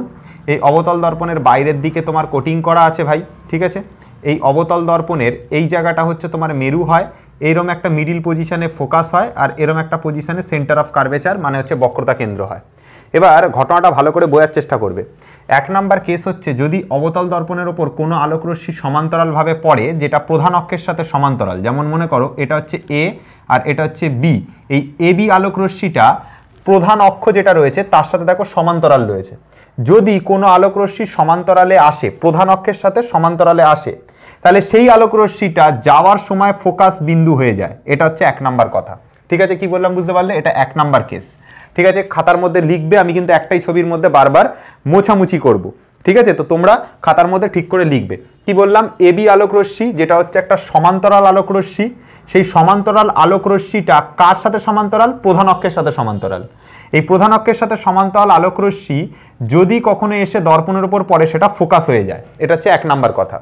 উত্তল দর্পণের ক্ষেত্রে কি হবে? উত্তল দর্পণের ক্ষেত্রে গল্পটা এরকম হবে যে ধরো এই হচ্ছে তোমার দর্পণ, দর্পণের এই দিকে হচ্ছে তোমার হচ্ছে ইসে থাকবে, তোমার কোটিং করা থাকবে, আর এরকম একটা জায়গা দিয়ে তোমার হচ্ছে ইসে যাবে, প্রধান অক্ষ যাবে। এবার যদি কোনো আলোকরশ্মি যেটা প্রধান অক্ষের সাথে সমান্তরাল, তো প্রধান অক্ষের সাথে সমান্তরাল আলোকরশ্মি এরকম হবে ভাই, প্রধান অক্ষের সাথে সমান্তরাল আলোকরশ্মি। এবার এই প্রধান অক্ষের সাথে সমান্তরাল আলোকরশ্মি এখানে ধাক্কা খাওয়ার পর এরকম দিকে ফিরে যাবে, ঠিক তো? এরকম দিকে ফিরে যাবে। কিন্তু তোমার দেখে মনে হবে যেন এই আলোকরশ্মিটা এরকম একটা কোনো ফোকাস বিন্দু থেকে, এখানে যদি তুমি চোখ রাখো, তোমার দেখে মনে হবে এই ফোকাস বিন্দু থেকে এই আলোকরশ্মিটা যেন অপসৃত হচ্ছে। চলো মনে করো এটার নাম এ, এটার নাম বি, আর এটার নাম হচ্ছে পি, এটার নাম হচ্ছে কিউ, মনে করো নাও। তাহলে কি হবে? তোমার মনে হবে যে এই এবি আলোকরশ্মিটা বিকিউ পথে চলে গেছে, তো ভালো কথা। কিন্তু তোমার মনে হবে যে এই বিকিউ আলোকরশ্মিটা যেন এফ বিন্দু থেকে অপসৃত হচ্ছে, ঠিক আছে? তাহলে কি বললাম? প্রধান অক্ষের সাথে সমান্তরাল আলোকরশ্মি ফোকাস দিয়ে যায়। এটাও দেখো, প্রধান অক্ষের সাথে সমান্তরাল আলোকরশ্মি ফোকাস দিয়ে যায়। এটা হচ্ছে 1 নাম্বার কথা, 1 নাম্বার কেস, ঠিক আছে? মনে থাকবে। আচ্ছা, যদি কোনো আলোকরশ্মি ফোকাস দিয়ে যায়, কখনো যদি ফোকাস দিয়ে যায়, তাহলে সেই ফোকাস দিয়ে যাওয়া আলোকরশ্মিটা সমান্তরালভাবে নির্গত হবে, মানে অ্যারোর ডিরেকশনটা ঘুরে যাবে। এটা হচ্ছে 2 নম্বর কেস হয়ে যাবে তখন। তাহলে কি বললাম? যদি সমান্তরাল আসে ফোকাস দিয়ে যায়, যদি ফোকাস দিয়ে আসে সমান্তরাল ভাবে যায়। সিম্পল হিসাব। যদি কোনো আলোকরশ্মি সমান্তরালভাবে এসে কোনো দর্পণের উপর পড়লো তাহলে সেটা ফোকাস দিয়ে যাবে, এটা 1 নম্বর কথা। 2 নম্বর কথা হচ্ছে যদি কোনো আলোকরশ্মি ফোকাস দিয়ে যায় তাহলে সেটা সমান্তরালভাবে নির্গত হবে দর্পণের সাথে। মনে থাকবে জিনিসটা? এই কেসটা উত্তল দর্পণের ক্ষেত্রে কি হবে? উত্তল দর্পণের ক্ষেত্রে যেটা হবে, মনে হবে কোনো আলোকরশ্মি যেন ফোকাস বরাবর যাচ্ছে, কোনো আলোকরশ্মি ফোকাস বরাবর বা ফোকাসের দিকে যাচ্ছে। যদি ফোকাস বরাবর বা ফোকাসের দিকে যায় তাহলে দর্পণে ধাক্কা খাওয়ার পর সেটা কি হবে? এরকম প্রধান অক্ষের সাথে সমান্তরাল ভাবে যাবে। এটা প্রধান অক্ষ, তার সাথে সমান্তরাল ভাবে যাবে, ঠিক আছে? কি বললাম বুঝতে পেরেছো? তাহলে সমান্তরাল এলে সেটা যাবে হচ্ছে ফোকাস দিয়ে, আর ফোকাস দিয়ে এলে সেটা যাবে হচ্ছে সমান্তরাল ভাবে, উল্টো, জাস্ট ভাইস ভার্সা, মানে উল্টো জাস্ট, ঠিক আছে? কি বললাম বুঝতে পেরেছো তো? আরে সিম্পল হিসাব ভাই, এটা না বুঝতে পারলে কিছু করার নেই। কোনো আলোকরশ্মি ফোকাস দিয়ে গেলে সমান্তরাল হয়ে যাবে, বেরোবে, আর যদি কোনো আলোকরশ্মি সমান্তরাল হয়ে ঢোকে সেটা ফোকাস দিয়ে যাবে। সিম্পল হিসাব, এটাতে আবার বোঝার মতন কি আছে? কিচ্ছু বোঝার নেই। এটার ক্ষেত্রে সেম জিনিস, কোনো আলোকরশ্মি ফোকাস বরাবর গেলে সেটা সমান্তরাল হয়ে নির্গত হবে, আর কোনো আলোকরশ্মি সমান্তরাল হয়ে ধাক্কা খেলে মনে হবে যেন, এর ক্ষেত্রে মনে হবে যেন ফোকাস থেকে নির্গত হচ্ছে, মানে ফোকাস থেকে অপসৃত হচ্ছে। তাহলে সমান্তরাল ভাবে এলে ফোকাস দিয়ে যাবে, আর ফোকাস দিয়ে গেলে সমান্তরাল ভাবে বেরোবে। এই হচ্ছে দুটো কথা, মনে থাকবে জিনিসটা। তো চলো এবার দেখো 3 নাম্বার কেস, কারণ বারবার মুছতে গেলে আমার দেরি হবে, ভিডিওর লেন্থ আরো বাড়বে। এবার ধরো কোনো আলোকরশ্মি মনে করো বক্রতা কেন্দ্রের মধ্যে দিয়ে যাচ্ছে, কোনো আলোকরশ্মি মনে করো বক্রতা কেন্দ্রের মধ্যে দিয়ে যাচ্ছে, এই বক্রতা কেন্দ্রের মধ্যে দিয়ে গেল কোনো আলোকরশ্মি। তাহলে যদি কোনো আলোকরশ্মি বক্রতা কেন্দ্রের মধ্যে দিয়ে যায়, দর্পণে ধাক্কা খাওয়ার পর ও এই বক্রতা কেন্দ্রের মধ্যে দিয়েই ফিরে আসবে। ভালো করে শুনে নাও, কোনো আলোকরশ্মি বক্রতা কেন্দ্রের মধ্যে দিয়ে গেল, দর্পণে ধাক্কা খাওয়ার পর বক্রতা কেন্দ্রের মধ্যে দিয়ে আসবে, 1 নাম্বার কথা। 2 নম্বর কথা হচ্ছে কোনো আলোকরশ্মি যদি বক্রতা কেন্দ্র বরাবর যায়, উত্তল দর্পণের ক্ষেত্রে এটা অবতল মনে রাখবে, আর এটা হচ্ছে কিন্তু উত্তল। আমি কিন্তু এই জন্য বারবার ছবি আঁকছি না। উত্তল দর্পণের ক্ষেত্রে কি মনে হবে, কোনো আলোকরশ্মি যেন বক্রতা কেন্দ্র বরাবর যাচ্ছে। তো এটা ধাক্কা খাওয়ার পর মনে রাখতে হবে, এটা ধরো মনে করো এরকম ভাবে গেল, তো এই পথ বরাবর যদি কখনো আলোকরশ্মি এসে পড়ে, তো এই আলোকরশ্মিটা এই পথ বরাবরই ফিরে আসবে। বক্রতা কেন্দ্র পথ বরাবর গেলে বক্রতা কেন্দ্র পথ বরাবরই ফিরে আসবে, মানে যে পথে যাবে সেই একই পথে ফিরে আসবে। তুমি তোমার বাড়ি থেকে স্কুলে যে পথে গেলে সেই একই পথে স্কুল থেকে ফিরে এলে, তার মানে মনে রাখবে তুমি বক্রতা কেন্দ্র হয়ে গেছো, মানে আলোকরশ্মি যে পথ দিয়ে ঢুকবে সেই একই পথে রিটার্ন করবে। সেটা হচ্ছে বক্রতা কেন্দ্র দিয়ে যখন আলোকরশ্মি যায়, মানে এইটা হচ্ছে তোমার অবতল দর্পণ, এই বক্রতা কেন্দ্রের মধ্যে দিয়ে গেল, আবার বক্রতা কেন্দ্রের মধ্যে দিয়ে ফিরে এলো। এই যে বক্রতা কেন্দ্রের মধ্যে দিয়ে গেল, এইদিকে আরো দিয়েছি, বক্রতা কেন্দ্রের মধ্যে দিয়ে গেল, এখানে ধাক্কা খাওয়ার পরে আবার এই দেখো এই একই বক্রতা কেন্দ্রের মধ্যে দিয়েই ফিরে এলো। এটা অবতল দর্পণের ক্ষেত্রে। সেম কেস উত্তল দর্পণের ক্ষেত্রেও ঘটবে। কোনো আলোকরশ্মি বক্রতা কেন্দ্রের দিকে গেলে বা বক্রতা কেন্দ্র বরাবর গেলে ধাক্কা খাওয়ার পর সেই একই পথে অর্থাৎ বক্রতা কেন্দ্রের একই লাইনে ফিরে আসবে। ঠিক আছে, কি বললাম বোঝা গেল? দেখো 4 নাম্বার কেসটা কি বলছি, কোনো আলোকরশ্মি যদি মেরুর ওপর এসে পড়ে, এরম ভাবে এসে মেরুর ওপর পড়লো, তাহলে প্রতিফলিত হওয়ার পর এইখান দিয়ে ফিরে যাবে। মানে মনে করো ধরো এইখানে প্রধান অক্ষের সাথে এটা কোণ করেছে থিটা, তাহলে যাওয়ার সময় থিটা কোণেই ফিরে যাবে, মানে কোণটা একই তৈরি হবে। এখানে যদি 20 ডিগ্রি তৈরি হয় তাহলে এখানেও 20 ডিগ্রি তৈরি হবে। এবং মনে রাখতে হবে সেক্ষেত্রে এই যে প্রধান অক্ষটা কিন্তু তখন একটা অভিলম্ব হিসাবে কাজ করবে। প্রধান অক্ষটা তখন কিন্তু মনে রাখতে হবে এটা অভিলম্ব হিসাবে কাজ করছে। কি বললাম বুঝতে পেরেছো? তাহলে এটার ক্ষেত্রেও সেম গল্প। যদি মনে করো কোনো একটা আলোকরশ্মি মেরুতে এসে পড়ে ডাইরেক্ট, তাহলে যত ডিগ্রি কোণে প্রধান অক্ষের সাথে পড়বে ঠিক তত ডিগ্রি কোণে প্রধান অক্ষের সাথে ফিরে যাবে, মানে ঠিক তত ডিগ্রি কোণে ফিরে যাবে। এটা হচ্ছে 4 নাম্বার কেস।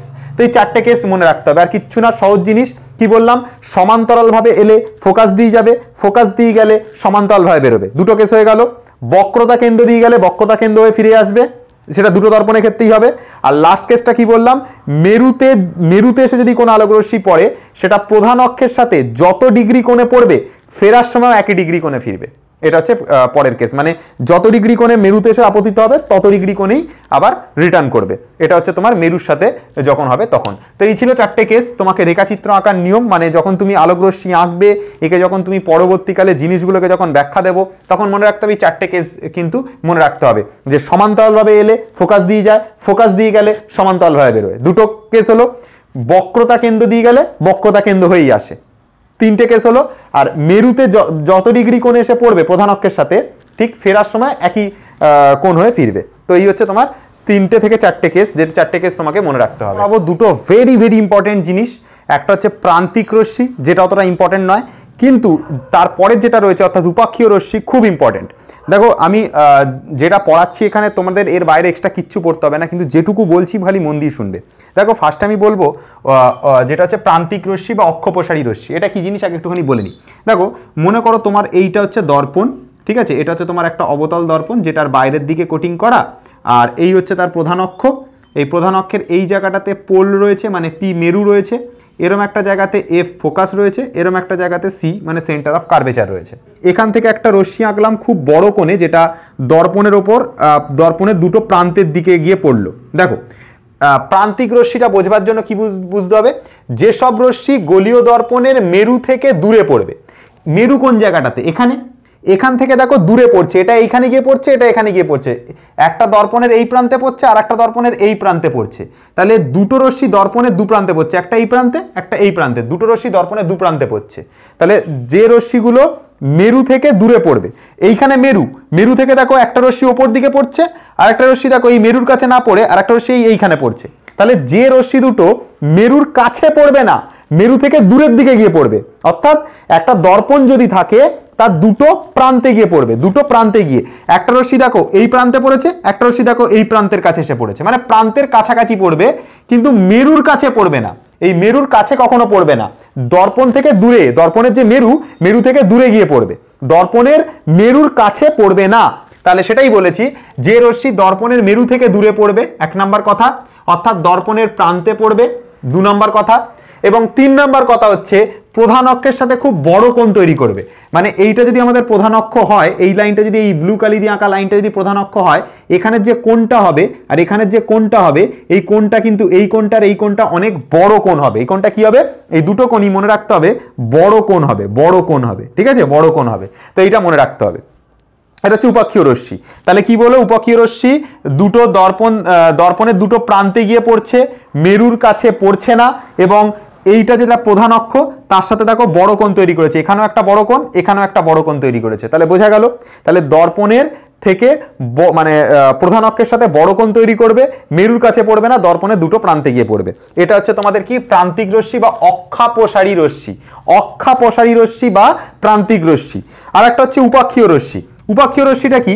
উপাক্ষীয় রশ্মিটা হচ্ছে ধরো এখান থেকেই কোনো আলোক রশ্মি একদম মেরুর কাছে গিয়ে পড়লো, এই একদম ধরো মেরুর কাছে গিয়ে পড়লো, এই ধরো আর একটা রশ্মি এরকম ধরো পুরো একদম মেরুর কাছে গিয়ে পড়লো, এই মেরুর কাছে, একদম মেরুর কাছে গিয়ে পড়েছে। আর এইখানে যে কোণটা তৈরি করেছে না প্রধান অক্ষের সাথে, এখানে যে কোণ আর এখানে যে কোণটা তৈরি হয়েছে, এই কোণ দুটো খুব ছোট ছোট কোণ তৈরি হয়েছে, খুব ছোট ছোট কোণ তৈরি হয়েছে। তাহলে সেরকম রশ্মিকে আমরা বলবো হচ্ছে উপাক্ষীয় রশ্মি। ঠিক আছে, কি বললাম বুঝতে পেরেছো? তাহলে উপাক্ষীয় রশ্মি কাকে বলবে? যদি কোনো আলোক রশ্মি একদম পুরো মেরুর কাছে গিয়ে পড়ে, মেরুর কাছে একদম, দেখো এই যে ব্ল্যাক কালি দিয়ে আঁকা লাইনটা, এই ব্ল্যাক কালি দিয়ে আঁকা লাইনটা একদম কোথায় পড়ছে? মেরুর কাছে গিয়ে পড়ছে, মেরুর কাছে পড়ছে, মেরুর কাছে পড়ছে, এবং প্রধান অক্ষের সাথে কিরকম কোণ তৈরি করছে? ছোট কোণ তৈরি করছে। আগেরটাতে কোণ কি ছিল? বড় কোণ হতো প্রধান অক্ষের সাথে, মেরুর কাছে পড়ছিল না, দূরে পড়ছিল। আগেরটার ক্ষেত্রে মেরু থেকে দূরে পড়ছিল প্রান্তিক রশ্মির ক্ষেত্রে, আর এই রশ্মির ক্ষেত্রে মেরুর কাছে পড়ছে, মেরুর কাছে পড়ছে। তাহলে কোন রশ্মি যদি মেরুর কাছাকাছি এসে পড়ে এবং প্রধান অক্ষের সাথে ছোট কোণ তৈরি করে, তখন তাকে বলবো, সেই রশ্মি দুটোকে বলবো, মানে এই যে রশ্মিটা আর এই যে রশ্মিটা, এই রশ্মিটার এই রশ্মিটাকে আমরা বলবো হচ্ছে উপাক্ষীয় রশ্মি। এই রশ্মিকে আমরা বলবো উপাক্ষীয় রশ্মি। দেখো তাই বলা আছে এখানে, একটুখানি মন দিয়ে পড়ো। বলছে যেসব রশ্মি দর্পণের মেরুর কাছে পড়বে, দর্পণের মেরুর কাছে, এই রশ্মিটাও দেখো দর্পণের মেরুর কাছে পড়েছে, এই রশ্মিটাও দেখো দর্পণের মেরুর কাছে পড়েছে, 1 নাম্বার। 2 নম্বর হচ্ছে কি প্রধান অক্ষের সাথে খুব ছোট কোণে পড়বে। এ দেখো এই যে প্রধান অক্ষ, এই যে ব্লু কালি দিয়ে আঁকা প্রধান অক্ষ, তার সাথে দেখো খুব ছোট্ট কোণে, এখানেও দেখো ছোট কোণ তৈরি হয়েছে, এখানেও দেখো ছোট কোণ তৈরি হয়েছে, ছোট ছোট কোণ তৈরি হবে, ছোট কোণে আপতিত হবে। তাহলে সেই সব রশ্মিকে আমরা বলবো হচ্ছে উপাক্ষীয় রশ্মি। এবার ঘটনাটা হলো প্রান্তিক রশ্মিটা আমাদের অতটা ইম্পর্টেন্ট না, আমরা যা দর্পণ পড়বো সব ক্ষুদ্র উন্মেষযুক্ত দর্পণ নিয়ে পড়াশোনা করবো এখানে, 1 নাম্বার কথা। 2 নাম্বার কথা, এই ওয়ার্ডটার উপর ফোকাস করো, আমি বারবার বলছি এই ওয়ার্ডটার উপর ফোকাস করো। আমরা এখানে যা দর্পণ পড়বো সব ক্ষুদ্র উন্মেষযুক্ত দর্পণ পড়বো এবং উপাক্ষীয় রশ্মি তাদের ক্ষেত্রে পাবো। দেখো দর্পণের উন্মেষ যদি ছোট হয়, তাহলে এই রশ্মিগুলো তার দূরের দিকে গিয়ে পড়তে পারে না। আরে উন্মেষ তো ছোট রে ভাই, এইটুকু তো সেন্স আছে। এই উন্মেষ যদি ছোট হয়ে যায়, এই উন্মেষটা যদি ছোট হয়, তাহলে এই যে রশ্মিগুলো যারা দূরে পড়ছে, এটা দূরে পড়ছে, এটা দূরে পড়ছে, এই রশ্মিটা দূরে, এটা দূরে, এরকম দূরে তার পড়তে পারে না, তখন তারা কোথায় পড়বে? এই মেরুর কাছে পড়বে, মেরুর কাছে পড়বে। তাহলে আমরা যখনই ক্ষুদ্র উন্মেষযুক্ত দর্পণ নিয়ে কথা বলবো, তার মানে আমি তার ক্ষেত্রে কেবলমাত্র উপাক্ষীয় রশ্মি নিয়ে কথা বলছি, এই অক্ষাপসারী রশ্মি বা প্রান্তিক রশ্মি নিয়ে কথা বলছি না। কারণ অক্ষাপসারী রশ্মি বা প্রান্তিক রশ্মি আমি কোন দর্পণের ক্ষেত্রে পাবো? যাদের উন্মেষটা বড়, আর যাদের উন্মেষটাই ছোট তাদের সব রশ্মিতেই মেরুর কাছে গিয়েই পড়বে রে ভাই। আরে এটা যদি ছোট হয়, এই পার্টটা যদি ছোট হয়, তাহলে সব রশ্মিগুলো গিয়ে মেরুর কাছে গিয়ে পড়বে না? এটুকু তো সেন্স আছে নিশ্চয়ই, এটুকু তো সেন্স আছে, ক্লাস 10-এ পড়ছো যে এই উন্মেষটা যদি ছোট হয়, তাহলে এই রশ্মিগুলো মেরুর কাছে গিয়ে পড়বে। মেরুর কাছে গিয়ে পড়বে মানে আমরা এখানে যা পড়াশোনা করব, ফিজিক্সের আলোতে যা পড়াশোনা করব, সবকিছু আমরা কোন রশ্মি নিয়ে পড়াশোনা করব? এই উপাক্ষীয় রশ্মি নিয়ে পড়াশোনা করব। আচ্ছা, উপাক্ষীয় রশ্মি নিয়ে পড়াশোনা করে আমাদের লাভটা কি হবে? উপাক্ষীয় রশ্মি যখন দর্পণের ওপর পড়ে না, পড়ার পর যখন প্রতিফলিত হয়, তখন তারা প্রধান অক্ষের উপর মুখ্য ফোকাসে মিলিত হয়। মনে করো এইখানে মুখ্য ফোকাসটা কোন পয়েন্টে? এই পয়েন্টে। যারা উপাক্ষীয় রশ্মি আছে তারা এসে এই মুখ্য ফোকাস দিয়ে যাবে, এই রশ্মিটা এরকম মুখ্য ফোকাস দিয়ে যাবে, ঠিক আছে? এই মুখ্য ফোকাস দিয়ে এই রশ্মিটাও মুখ্য ফোকাস দিয়ে যাবে, এই রশ্মিটাও মুখ্য ফোকাস দিয়ে যাবে। কিন্তু যারা এই অক্ষাপসারী রশ্মি, মানে এটা মুখ্য ফোকাস দিয়ে যাবে না, এটাও মুখ্য ফোকাস দিয়ে যাবে না, এরা দুজন আলাদা আলাদা জায়গা দিয়ে যাবে, এরা মুখ্য ফোকাস দিয়ে যাবে না। আমি আবার বোঝানোর চেষ্টা করছি। তাহলে যারা এই এই এই রশ্মিটার এই রশ্মিটা এই রশ্মিটা আর এই রশ্মিটা এদেরকে আমরা প্রান্তিক রশ্মি বলি। তো এরা দর্পণে ধাক্কা খাওয়ার পর মুখ্য ফোকাস দিয়ে নাও যেতে পারে, এরকম নাও যেতে পারে, ঠিক আছে। কিন্তু যদি ধরো আমরা এখানে উপাক্ষীয় রশ্মি আঁকলাম, উপাক্ষীয় রশ্মি কীরকম হবে, একদম দর্পণের যেটা মেরুর কাছে গিয়ে পড়বে, একদম মেরুর কাছে, এইখানে মেরু থাকবে পি, তো এই মেরুর কাছে গিয়ে পড়বে। এই রশ্মিটাও এরকম একদম পুরো মেরুর কাছে গিয়ে পড়বে, এই একটা মেরুর কাছে গিয়ে পড়লো, একটা মেরুর কাছে গিয়ে পড়লো। তো এরা মেরুর কাছে যাওয়ার পরে এই রশ্মিটা যাওয়ার সময় যখন প্রতিফলিত হবে ফোকাস দিয়ে গেল, আবার এই রশ্মিটাও যখন প্রতিফলিত হবে যাওয়ার সময় একদম এরকম পুরো ফোকাস দিয়ে যাবে, ঠিক আছে। কি বললাম বুঝতে পেরেছো? দুটো রশ্মি, এই রশ্মিটাও যাওয়ার সময় ফোকাস দিয়ে যাবে, আর ওপরের যে রশ্মিটা সেটাও কিন্তু যাওয়ার সময় ফোকাস দিয়ে যাবে। তার মানে আমি কি বলছি, উপাক্ষীয় রশ্মিগুলো দর্পণে প্রতিফলিত হবার পর ফোকাস দিয়ে যায়, মুখ্য ফোকাস দিয়ে যায়, মুখ্য ফোকাস দিয়ে, গৌণ ফোকাস না, মুখ্য ফোকাস দিয়ে যায়। কি বললাম বোঝা গেল তো? সিম্পল হিসাব। কি বললাম, যখন উপাক্ষীয় রশ্মি নিয়ে কথা বলবো, দেখো এখানেও লেখা আছে কথাটা, যে উপাক্ষীয় রশ্মি দর্পণে প্রতিফলিত হওয়ার পর মুখ্য ফোকাস দিয়ে যাবে, এটা অবতল দর্পণের ক্ষেত্রে। আর উত্তল দর্পণের ক্ষেত্রে সেম গল্প, মনে হবে যেন অপসৃত হচ্ছে, ওদের ক্ষেত্রে একটাই জিনিস মনে হয় খালি অপসৃত হচ্ছে।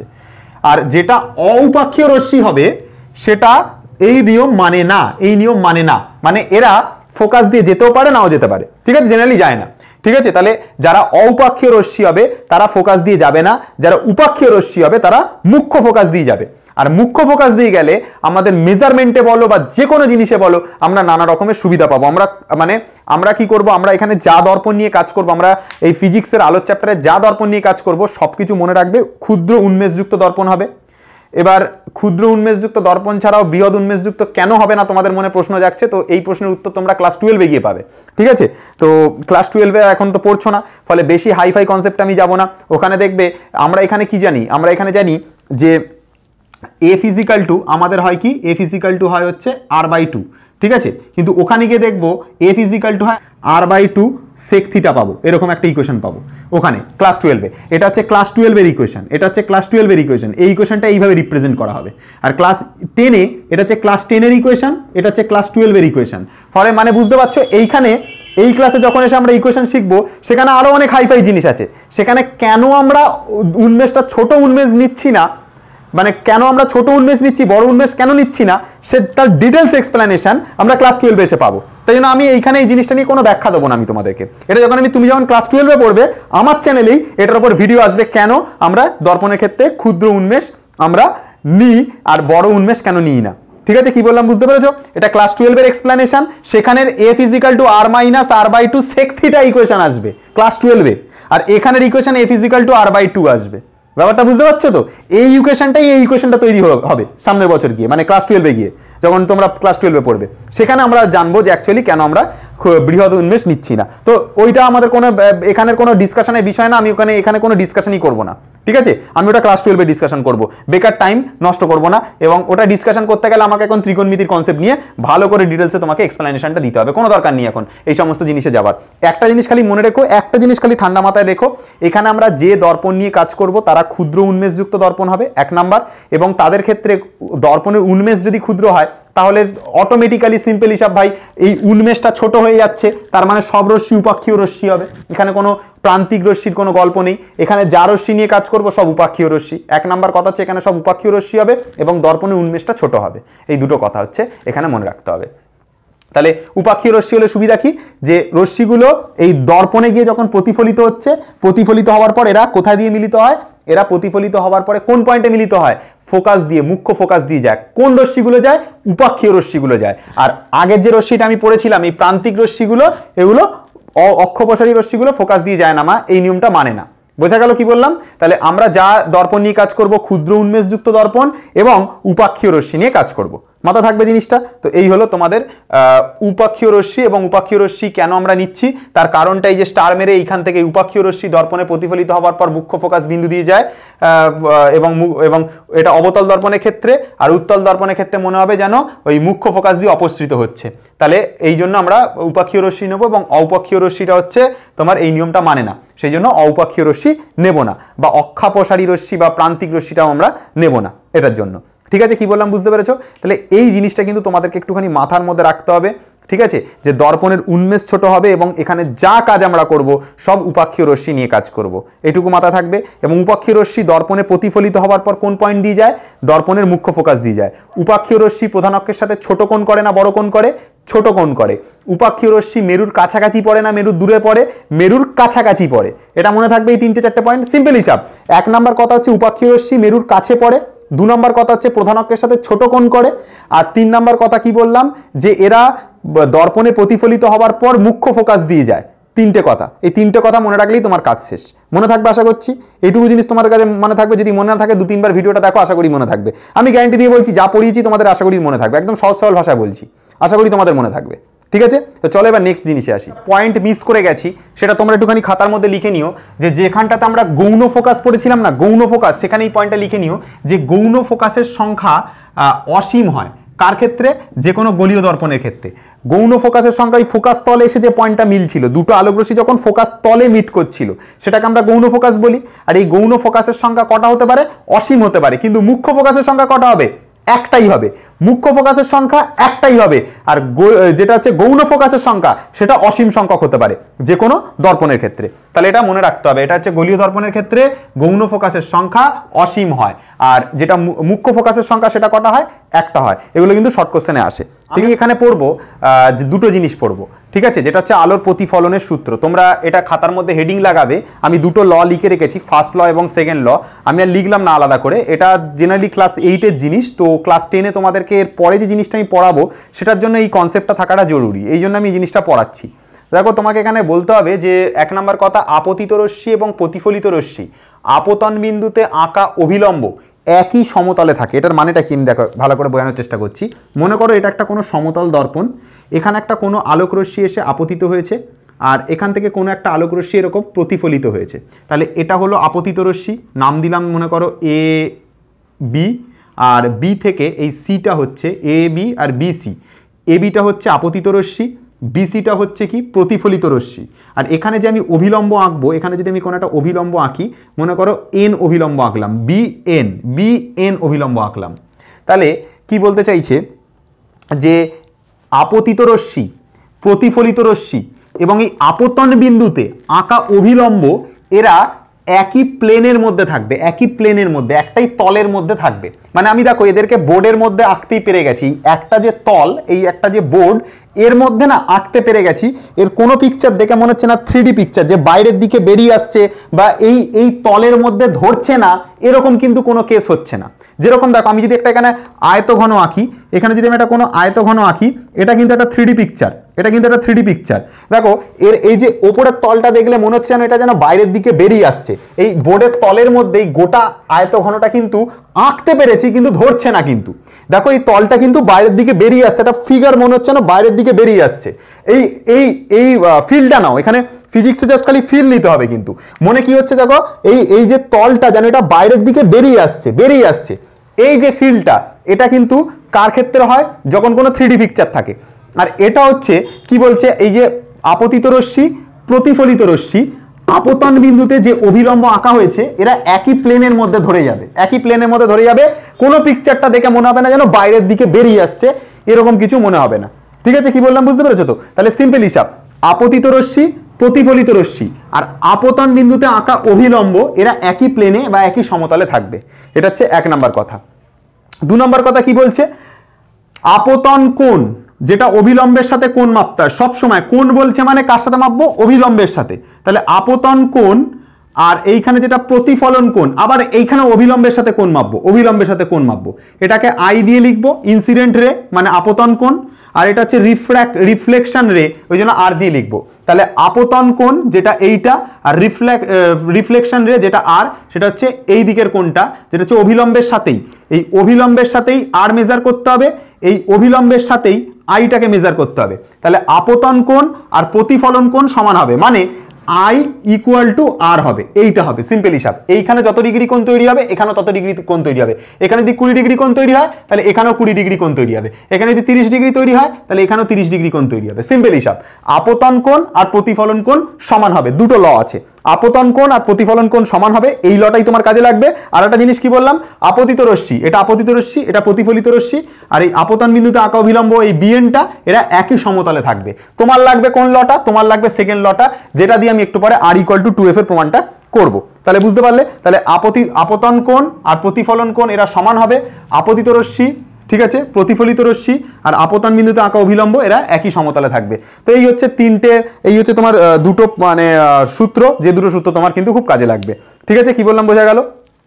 তো এই হচ্ছে ব্যাপার। এতক্ষণ ধরে তোমাদেরকে যেটা পড়ালাম সেটা কিন্তু একটা সমতল দর্পণের ক্ষেত্রে। আমাকে যদি কোয়েশ্চেন করে যে এই যে প্রতিফলনের যে দুটো সূত্র আপনি এইমাত্র লিখলেন, এই সূত্র দুটো কি গোলীয় দর্পণের ক্ষেত্রে কাজে লাগবে? উত্তর হচ্ছে হ্যাঁ, কাজে লাগবে। দেখো, আমি কিন্তু এই কোয়েশ্চেনটা খুব ভালো একটা কোয়েশ্চেন তোমাদের জন্য। ধরো এটা একটা গোলীয় দর্পণ, এই গোলীয় দর্পণের ক্ষেত্রে ধরো কোনো আলোকরশ্মি যদি এসে ধরো এরকমভাবে একটা আলোকরশ্মি এসে পড়লো, পড়ার পর এরকমভাবে প্রতিফলিত হলো, ঠিক আছে, আর এইটা হচ্ছে তার ধরো অভিলম্ব, এই বক্রতা কেন্দ্রের সাথে সবসময় অভিলম্ব আঁকতে। আমি কি বললাম কথাটা, এই কথাটার উপর ফোকাস করো, ইম্পর্টেন্ট কথা। বক্রতা কেন্দ্রের সাথে যে তোমার প্রধান মানে বক্রতা কেন্দ্রের সাথে এই যেটা প্রধান ছেদ, যে প্রধান ছেদ তার সাথে যে লাইনটা আমি টানবো এটাই হবে তোমার হচ্ছে অভিলম্ব। মনে করো এখানে এন নাম দিলাম, তাহলে এই যে সিএন যে লাইনটা এইটা হচ্ছে তোমার প্রধান অক্ষ, এই সিএন লাইনটা হচ্ছে তোমার কি অভিলম্ব। ঠিক আছে, আচ্ছা, এখানে মনে রাখবে যে এইখানে যে আপতন কোণটা হবে, আলোকরশ্মি যখন এরমভাবে পড়বে এখানের যে আপতন কোণ আই হবে, আর এখান দিয়ে যখন আলোকরশ্মিটা ফিরে যাবে তখন এখানের যে প্রতিফলন কোণ আর হবে, এই আই কোণটা আর কোণটা কিন্তু এই গোলীয় দর্পণ যেটা রয়েছে, এটা তো মানে তোমার হচ্ছে একটা অবতল দর্পণ, গোলীয় দর্পণের পার্ট, এর ক্ষেত্রেও কিন্তু আই আর আরটা ইকুয়াল হবেই হবে, এর ক্ষেত্রেও কিন্তু আই আর আরটা ইকুয়াল হবেই হবে। ঠিক আছে, মনে থাকবে জিনিসটা, এর ক্ষেত্রেও আই আর আরটা ইকুয়াল হবে। এবার কোয়েশ্চেন হচ্ছে কেন ইকুয়াল হবে? দেখো ভালো করে বোঝো, যদি একটা গোলীয় দর্পণ হয়, এই গোলীয় দর্পণের খুব ক্ষুদ্র একটা পার্ট তুমি কেটে নাও, খুব ক্ষুদ্র একটা পার্ট তুমি কেটে নাও, মনে করো এইটুকু পার্ট তুমি কেটে নিয়েছো, এইটুকু পার্ট, ঠিক আছে, এইটুকু পার্ট তুমি কেটে নিয়েছো। কি বললাম বুঝতে পেরেছো? তুমি কোনটুকু পার্ট কেটেছো ভাই? তুমি এইটুকু পার্ট কেটেছো, এইটুকু। তো এইটুকু পার্টকে যদি তুমি এইখানে বাইরে যদি একটু জুম আউট করে যদি আঁকো, ঠিক আছে, তাহলে এটা দেখতে কিরকম লাগবে? এটা দেখতে এরকম লাগবে, এরকম লাগবে, তাই না? এর যেরকম বাইরের দিকে কোটিং করা আছে, তো এটার ক্ষেত্রেও সেরকম বাইরের দিকে কোটিং করা থাকবে। মানে মনে রাখতে হবে, তোমাকে এই পরীক্ষায় কোশ্চেনটা আসতেই পারে, ভালো করে শুনে শুনে আমার কথাটা খাতায় লেখো, যে প্রতিফলনের সূত্র কি কেবলমাত্র সমতল দর্পণের ক্ষেত্রে প্রযোজ্য? উত্তর লেখো না, প্রতিফলনের সূত্র সমতল দর্পণ ছাড়াও গোলীয় দর্পণের ক্ষেত্রেও প্রযোজ্য। কারণ সমতল দর্পণের কারণ গোলীয় দর্পণের ক্ষুদ্র পার্ট, খুব ক্ষুদ্র অংশ হচ্ছে এক একটা সমতল দর্পণের সমষ্টি। মানে একটা গোলীয় দর্পণ তৈরি হয় খুব ক্ষুদ্র ক্ষুদ্র ক্ষুদ্র ক্ষুদ্র সমতল দর্পণ নিয়ে। কারণ তুমি যদি গোলীয় দর্পণের খুব ছোট্ট একটা পার্টকে কেটে নাও, মানে এইটুকু পার্টকে যদি কেটে নাও, কেটে নিয়ে যদি একটু জুম করে দেখাই, জিনিসটাকে যদি একটু জুম করে দেখাই, জুম আউট করি যদি, তাহলে কীরকম দেখাবে? এইটা একটা সমতল দর্পণের মতনই দেখাবে, একটা সমতল দর্পণের মতনই দেখাবে। তার মানে এখানে যখন আলো এসে পড়বে সমতল দর্পণের মতনই বিহেভিয়ার করবে। আলোটা একটা যখন আলো আসবে এইখানে যখন এই তলটার ওপর, এই জায়গাটা তো সমতল দর্পণ, তো এই জায়গাটা সমতল, তাহলে আলোটা যখন এসে এর মধ্যে পড়ছে তখন আলো কি বুঝবে? আমি একটা সমতল জায়গা পড়েছি, আমি একটা সমতল জায়গা পড়েছি। দর্পণটা তো এরকম না রে বাবা, যে এই পিকের ওপর পড়লো আলো উল্টো দিকে যাবে, সেরকম না। এই জায়গাটা কি একটা সমতল পার্ট, এই সমতল পার্টের ওপর যখন এসে আলো পড়বে তখন কি হবে? তার প্রতিফলন কোণটা আর আপতন কোণটা সমান হবে, ঠিক ফার্স্ট ল এর মতো, এই সেকেন্ড ল এর মতো, মানে আলোর প্রতিফলনের লটা মানছে। তার মানে তাহলে তোমাকে যদি প্রশ্ন আসে যে গোলীয় দর্পণ কি আলোর প্রতিফলনের সূত্র মানে, উত্তর লিখতে হবে হ্যাঁ, গোলীয় দর্পণ আলোর প্রতিফলনের সূত্র মানে। কারণ গোলীয় দর্পণের ক্ষেত্রে তোমার গোলীয় দর্পণটা গঠিত হয় খুব ক্ষুদ্র ক্ষুদ্র সমতল দর্পণের সমষ্টি নিয়ে। তাহলে গোলীয় দর্পণ আর অবতল দর্পণের মধ্যে তোমার প্রতিফলনের কি পার্থক্য থাকে? দেখো, মনে করে দেখো, যখন আমি সমতল দর্পণ এঁকেছিলাম তখন সমতল দর্পণটাকে আমি কি করেছিলাম? এই যেটা হচ্ছে তোমার তল ছিল, তলের সাথে সবসময় এরকম একটা লম্বভাবে এঁকেছিলাম, ঠিক আছে। তো এরপরেও যদি আমি একটা আবার ধরো আলোকরশ্মি যদি এরকম একটা জায়গাতে পড়তো, তাহলে আমি তলটাকে কীরকমভাবে আঁকতাম? এরমভাবে লম্বভাবে আঁকতাম। মানে যে লম্বগুলো আঁকতাম, আমি যে অভিলম্বগুলো আঁকতাম তারা পরস্পর সমান্তরাল হয়। কিন্তু যারা হচ্ছে গোলীয় দর্পণ হয় তার ক্ষেত্রে না, এই যে এই ধরো আলোকরশ্মি যদি এরকম জায়গাতে পড়তো, আর একটা আলোক রশ্মি যদি এরকম জায়গা দিয়ে ফিরে যেত, তাহলে এই সমতল এই বক্রতা কেন্দ্র থেকে তখন আমি কীরকম আঁকতাম, তখন আমি অভিলম্বটাকে এরকমভাবে আঁকতাম তখন অভিলম্বটা। তাহলে দেখো তো এই অভিলম্বটা আর এই অভিলম্বটা এরা এই সমান্তরাল, এরা দুজন সমান্তরাল না। তাহলে গোলীয় দর্পণের অভিলম্ব কি হচ্ছে, অভিলম্বটা সমান্তরাল না বা সমান্তরাল নয়। এটা কার ক্ষেত্রে, এই অভিলম্ব সমান্তরাল নয় গোলীয় দর্পণের ক্ষেত্রে। আর যেটা আমাদের সমতল দর্পণ হবে তার পাশে যদি আর একটা অভিলম্ব টানো, মনে করে দর্পণটাকে এদিকে বাড়ালে, তাহলে এই অভিলম্বটার সাথে এই অভিলম্বটা সমান্তরাল, তার সাথে এই অভিলম্বটাও সমান্তরাল। তাহলে যারা সমতল দর্পণ হবে তাদের প্রত্যেকটা অভিলম্ব সমান্তরাল হবে। আর গোলীয় দর্পণের ক্ষেত্রে যেখানটাতে আলো, মনে করো আলো যদি এরম জায়গায় এসে পড়তো, এরমভাবে যদি প্রতিফলিত হতো, তাহলে তো তখন এই পয়েন্টের সাথে এই পয়েন্টের মধ্যে আমি অভিলম্ব আঁকতাম, এই দুটো পয়েন্টের মধ্যে আমি অভিলম্ব আঁকতাম, তখন এই অভিলম্বের সাথে এই অভিলম্বটা সমান্তরাল হতো না। তাহলে গোলীয় দর্পণের ক্ষেত্রে অভিলম্বগুলো সমান্তরাল হয় না, কিন্তু সমতল দর্পণের ক্ষেত্রে অভিলম্বগুলো সমান্তরাল হয়। কথাটা বোঝা গেল কি বলেছি? তাহলে এই হচ্ছে বেসিক জিনিস, যে জিনিসটা তোমাদেরকে জানতেই হবে, যে গোলীয় দর্পণের ক্ষেত্রে অভিলম্ব সমান্তরাল হয় না, আর যেটা সমতল দর্পণ তার ক্ষেত্রে অভিলম্বগুলো সমান্তরাল হয়। তো এইটাই হচ্ছে তোমার মেন লজিক বা মেন জিনিস, যেটা তোমাদেরকে জানতে হবে। বোঝা গেল কি বললাম কথাটা? তো দেখো এই জিনিসটা আমি তোমাদেরকে বুঝিয়ে দিলাম। যেহেতু একটা গোলীয় দর্পণ, দেখো একটা ছোট্ট এইটুকু করে যদি আমি কাটি, যদি আবার কাটি, যদি মনে করো এরম জায়গাটা কাটলাম, তো এই জায়গাটা একটা সমতল দর্পণ, এই জায়গাটা যদি কাটলাম তো এই জায়গাটা একটা সমতল দর্পণ। তো দেখো আবার যদি আমি এই জায়গাটা কাটি, তো এই জায়গাটা সমতল দর্পণ। তাহলে এই একটা সমতল দর্পণ, এই একটা সমতল দর্পণ, এই একটা সমতল দর্পণ, এই একটা সমতল দর্পণ। তাহলে অসংখ্য ক্ষুদ্র ক্ষুদ্র সমতল দর্পণের সমষ্টি হচ্ছে একটা গোলীয় দর্পণ। তাই জন্য গোলীয় দর্পণের ক্ষেত্রেও তোমার প্রতিফলনের সূত্র মান্য হয়। এই কোশ্চেনটা কিন্তু পরীক্ষাতে আসতেই পারে, যে গোলীয় দর্পণের ক্ষেত্রে কি প্রতিফলনের সূত্র মান্য হয়? উত্তর হচ্ছে হ্যাঁ, গোলীয় দর্পণের ক্ষেত্রে প্রতিফলনের সূত্র মান্য হয়, কারণ গোলীয় দর্পণ অসংখ্য ক্ষুদ্র ক্ষুদ্র সমতল দর্পণের সমষ্টি। যেহেতু সমতল দর্পণে প্রতিফলনের সূত্র মান্য হয়, তাই জন্য গোলীয় দর্পণের ক্ষেত্রেও প্রতিফলনের সূত্র মান্য হয়। বোঝা গেল? তাহলে যদি বলে গোলীয় দর্পণ আর অবতল, মানে তোমার নর্মাল সমতল দর্পণের মধ্যে প্রতিফলনগত পার্থক্য কি আছে? গোলীয় দর্পণের ক্ষেত্রে যখন আমি অভিলম্ব আঁকবো, তারা অভিলম্বগুলো সমান্তরাল হবে না, যেমন এই অভিলম্বটার সাথে এই অভিলম্বটা সমান্তরাল না। আবার যখন নর্মাল কোনো সমতল দর্পণের ক্ষেত্রে এই অভিলম্ব আঁকবো, তখন সেই অভিলম্বগুলো পরস্পরের সাথে সমান্তরাল হবে। তো এই হচ্ছে পার্থক্য। বোঝা গেল কি বলেছি? আর একটা জিনিস কি বলেছি, যে আলোক রশ্মি যেখানে এসে পড়বে সেখানে যে আপতন কোণটা হবে, এখানেও যে কোণ তৈরি হবে, মনে করো এটা হচ্ছে আর, তো আই এর মান যত হবে আর এর মান তত হবে। এখানে 20 হলে এখানেও 20 হবে। তো এই হচ্ছে মেন পার্থক্য। ঠিক আছে? তাহলে এটাই হচ্ছে তোমার এই আই আর আর কিন্তু তখন সমান হচ্ছে। তো এই হচ্ছে তোমার মেন যে কনসেপ্ট, মেন যে জিনিসটা, সেটা আমি তোমাদেরকে বুঝিয়ে দিলাম। মোস্ট ইম্পর্টেন্ট প্রমাণ, এই প্রমাণটাতে 100টা স্টার মারো, 200টা স্টার মারো, যা খুশি মারো, কিন্তু এটা হচ্ছে মোস্ট ইম্পর্টেন্ট প্রমাণ, ভেরি ভেরি ইম্পর্টেন্ট প্রমাণ, VVI, ভেরি ভেরি ইম্পর্টেন্ট। অবতল দর্পণের ক্ষেত্রে R = 2F প্রমাণ করো। R মানে কি? বক্রতা ব্যাসার্ধ, আর F মানে কি? ফোকাস দূরত্ব। তো R = 2F প্রমাণ করো, অথবা দর্পণের বক্রতা ব্যাসার্ধ আর ফোকাস দূরত্বের যে দ্বিগুণ হয় সেটা প্রমাণ করো, বা দিতে পারে যে ফোকাস দূরত্বটা বক্রতা ব্যাসার্ধের অর্ধেক হয় প্রমাণ করো। একই জিনিস এখানে, যেটা R = 2F দিয়েছে, কোশ্চেনটাকে ঘুরিয়ে দিতে পারে F = R/2 প্রমাণ করো। একই জিনিস তোরে ভাই, F এর মান বার করতে হলে দুইটা আর এর নিচে ঢুকে যাবে। তাহলে কি F = R/2 বা R = 2F, একই প্রমাণ, সেম প্রমাণ। তো যাই দিক না কেন, উত্তর যেটা করাচ্ছি সেটাই হবে। দেখো অবতল দর্পণ রয়েছে, অবতল দর্পণের ক্ষেত্রে বাইরের দিকে কোটিং হবে, এদিকে কোটিং হবে ভাই, এদিকে কোটিং হবে, সিম্পল হিসাব, কোটিংটা বাইরের দিকে হবে। আর যদি এদিকে বাইরের দিকে কোটিং হয়, এখানে তোমার তৈরি হবে হচ্ছে পি মানে মেরু, এরম একটা জায়গাতে তৈরি হবে হচ্ছে ফোকাস, আর এরম একটা জায়গাতে মোটামুটি ধরো এরম একটা জায়গাতে সি মানে সেন্টার অফ কার্ভেচার, মানে যেটা সি বক্রতা কেন্দ্র তৈরি হবে। ঠিক আছে? এটা তুমি জানো, এই জিনিসটা জানো। এবার তুমি কি জানো, যে বক্রতা কেন্দ্র থেকে স্টার্ট করে আর এই টোটাল যে মেরু এই পর্যন্ত যে ডিস্টেন্সটা, সেটাকে আর বা হচ্ছে যেটা হচ্ছে বক্রতা ব্যাসার্ধ দিয়ে ডিনোট করা হয়। তুমি এই জিনিসটা জানো।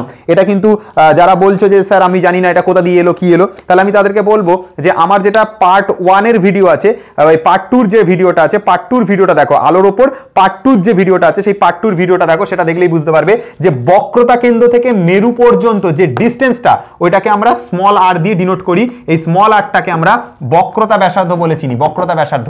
এই মনে রাখবে যে আমি সাইডে লিখে দিচ্ছি বক্রতা ব্যাসার্ধ, এই যে টার্মটা বক্রতা ব্যাসার্ধ, এই বক্রতা ব্যাসার্ধকে স্মল আর দিয়ে লেখা হয়, আর ফোকাস দূরত্বকে স্মল এফ দিয়ে লেখা হয়। এইটা কিন্তু হচ্ছে ব্যাপার, মনে রাখবে জিনিসটা। ঠিক আছে?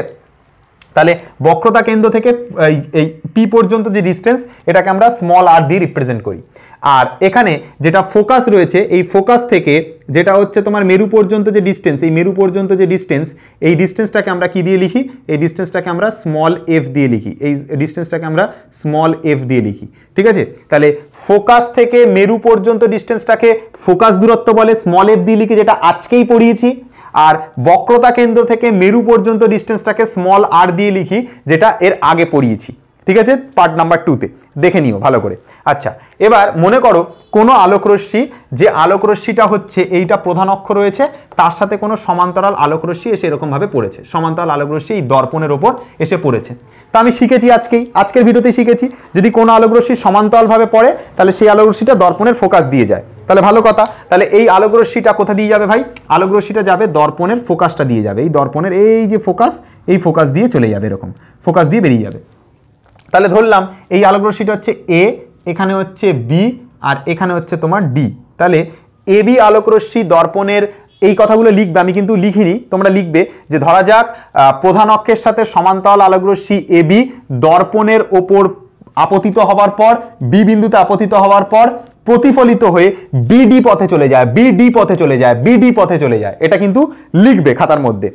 এবার ঘটনাটা বোঝো, তাহলে যেখানটাতে এসে আপতিত হলো সেই পয়েন্টের সাথে বক্রতা কেন্দ্রের মধ্যে আমি বলেছি কি টানতে হবে? অভিলম্ব টানতে হবে। তাহলে বক্রতা কেন্দ্রের পয়েন্ট এই জায়গাটা, আর যে পয়েন্টে এসে আপতিত হয়েছে সেই পয়েন্টটা এই জায়গাটা, এই দুটো পয়েন্টের মাঝখানে কি টানতে হবে? দুটো পয়েন্টের মাঝখানে একটা অভিলম্ব টানতে হবে, যে অভিলম্বটা হচ্ছে এরকম দেখতে হবে, মোটামুটি এরকম দেখতে হবে, একটা অভিলম্ব টানতে হবে। বোঝা গেল? তো এই হচ্ছে অভিলম্ব। এবার ভালো করে বোঝো, অভিলম্বের সাথে যে আপতিত রশ্মিটা পড়লো তার মাঝের যে অ্যাঙ্গেলটা হবে এটা হচ্ছে আই, মানে হচ্ছে আপতন কোণ, ঠিক আছে?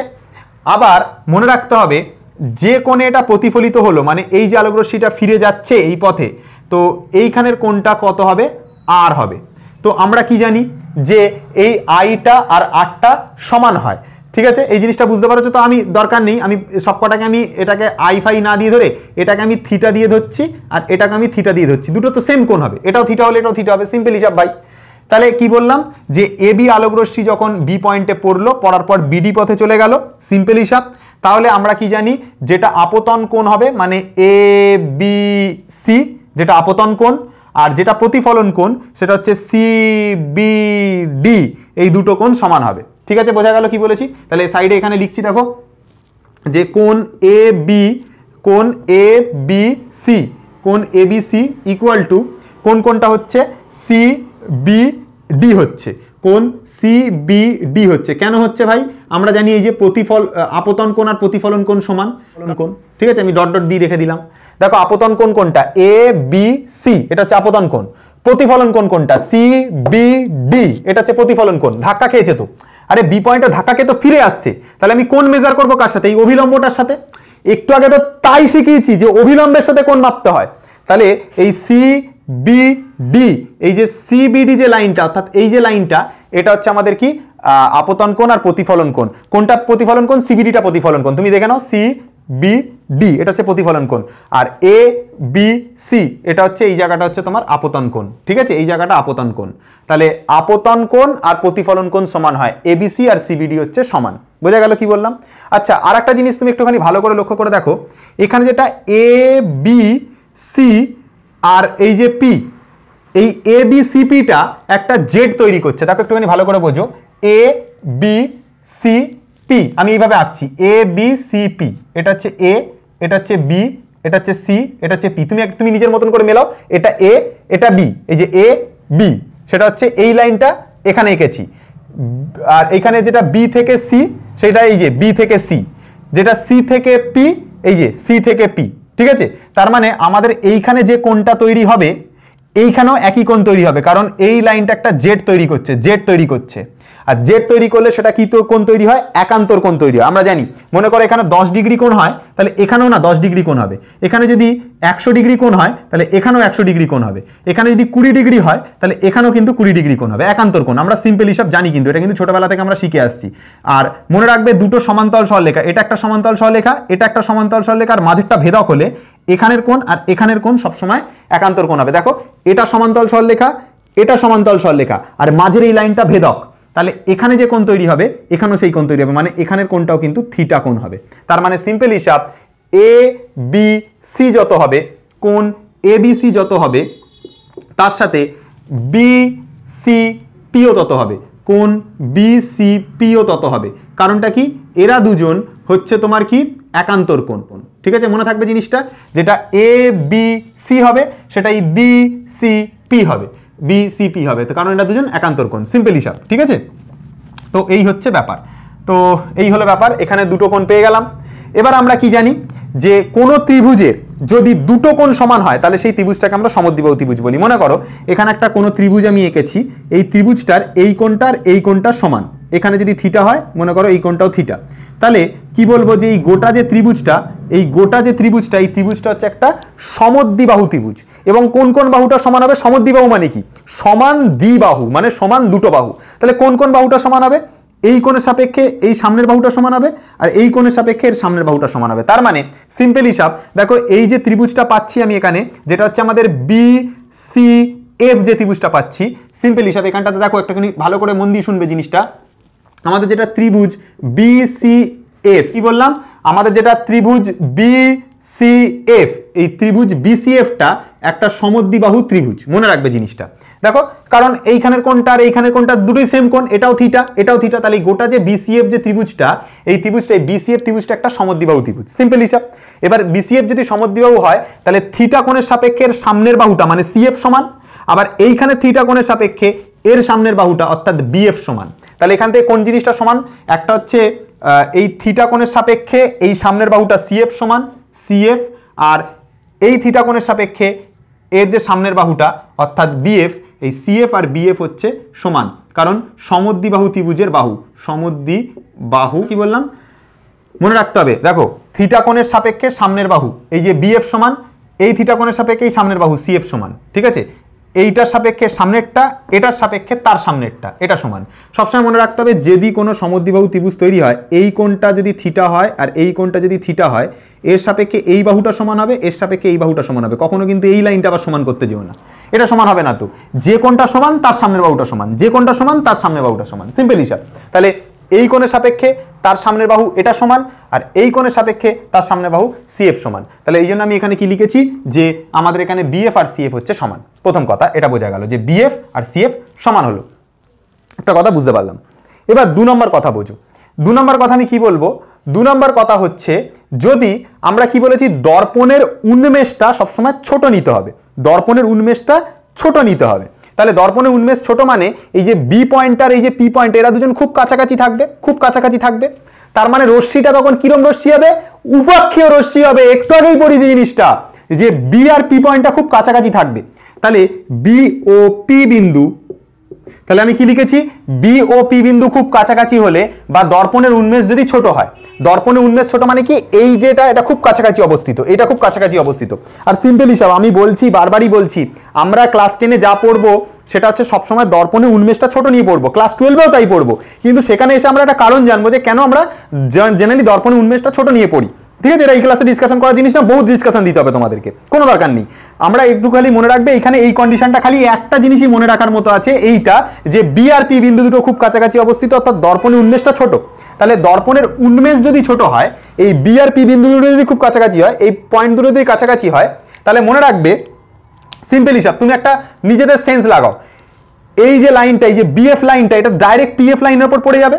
সিম্পল হিসাব, তুমি এটা বুঝলে কিনা দেখো, এই যে বি আর পি বিন্দুটা যদি খুব কাছাকাছি হয়, তাহলে এই যে যেটা বিএফ লাইন সেটা এটার উপর আপতিত হবে না, এইটার উপর আপতিত হবে। তো আরে ভাই এই যে যেটা বিএফ লাইন, এই বিএফ লাইনটা পিএফ এর উপর আপতিত হবে, তো পিএফ এর উপর আপতিত হবে। তো তার মানে যেটা বিএফ সেটাই পিএফ হবে, যেটা বিএফ সেটাই পিএফ হবে।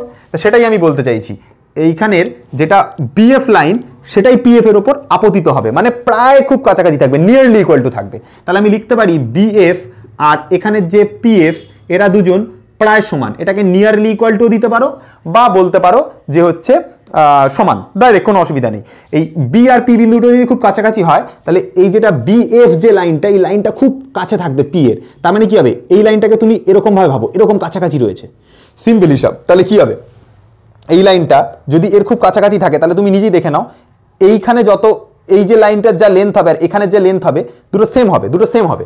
তাহলে সেই জন্য আমি বলছি যে তুমি নিজেরা একটু কল্পনা করো যে এই লাইনটা যদি খুব কাছে হয় এইখানের, তাহলে এই গোটা লাইনটা, এই যে গোটা লাইনটা, এই গোটা লাইনটাই পি এর ওপর এসে পড়বে না, এই বিএফটাই গোটাটা পিএফ এর ওপর এসে পড়বে, তাহলে যেটা বিএফ হবে সেটাই পিএফ হবে। সেই জন্য বিএফ আর পিএফটা সেক্ষেত্রে সমান হবে, প্রায় নিয়ারলি ইকুয়াল টু হবে। তাই জন্য আমি লিখেছি যে এখানে প্রথম কন্ডিশনটাতে সিএফ আর বিএফ সমান হয়েছে, সেকেন্ড কন্ডিশনটাতে বিএফ আর পিএফটা সমান হয়েছে। কেন সমান হয়েছে? দর্পণের উন্মেষটা ছোট, ঠিক আছে, বি আর পি খুব কাছাকাছি অবস্থিত, তাই জন্য। এবার দেখো আমাকে কি প্রমাণ করতে হবে, আমাকে প্রমাণ করতে হবে যে এইটা বক্রতা ব্যাসার্ধটা এটা ডবল হবে, এটা প্রমাণ করতে হবে। তো কি করে প্রমাণ করব? ফার্স্ট আমি লিখছি সিপি ইকুয়াল টু আমরা লিখতে পারি তো সিএফ আর পিএফ এর যোগ, তাহলে আমি সেটাই লিখছি এখানে যে CP equal to CF plus হচ্ছে আমাদের পিএফ এর যোগ। সিম্পল হিসাব ভাই, সিএফ আর পিএফ এর যোগ। তুমি দেখে নাও যেটা সিপি সেটা বানাতে হলে আমাকে সিএফ যুক্ত করতে হবে আর পিএফ যুক্ত করতে হবে, সিএফ আর পিএফ এই দুটো, এইটা আর এইটুকু টুকরো আর এইটুকু টুকরো যুক্ত করলে গোটা টুকরোটা আসবে, মানে সিপি ইকুয়াল টু আসবে সিএফ আর PF, CP equal to CF plus PF আসবে। সিম্পল হিসাব, 1 নাম্বার আসলো। এবার দেখো আমরা জানি যে সিএফ এর ভ্যালু হচ্ছে বিএফ, তাহলে সিএফ এর জায়গাতে আমরা বিএফ বসাতেই পারি, তাহলে CP is equal to BF plus হচ্ছে আমাদের কি পিএফ হলো। এতটা আমরা লিখতে পারলাম, এতটা অবধি লিখতে পেরেছি, বাদিয়ে লিখলাম।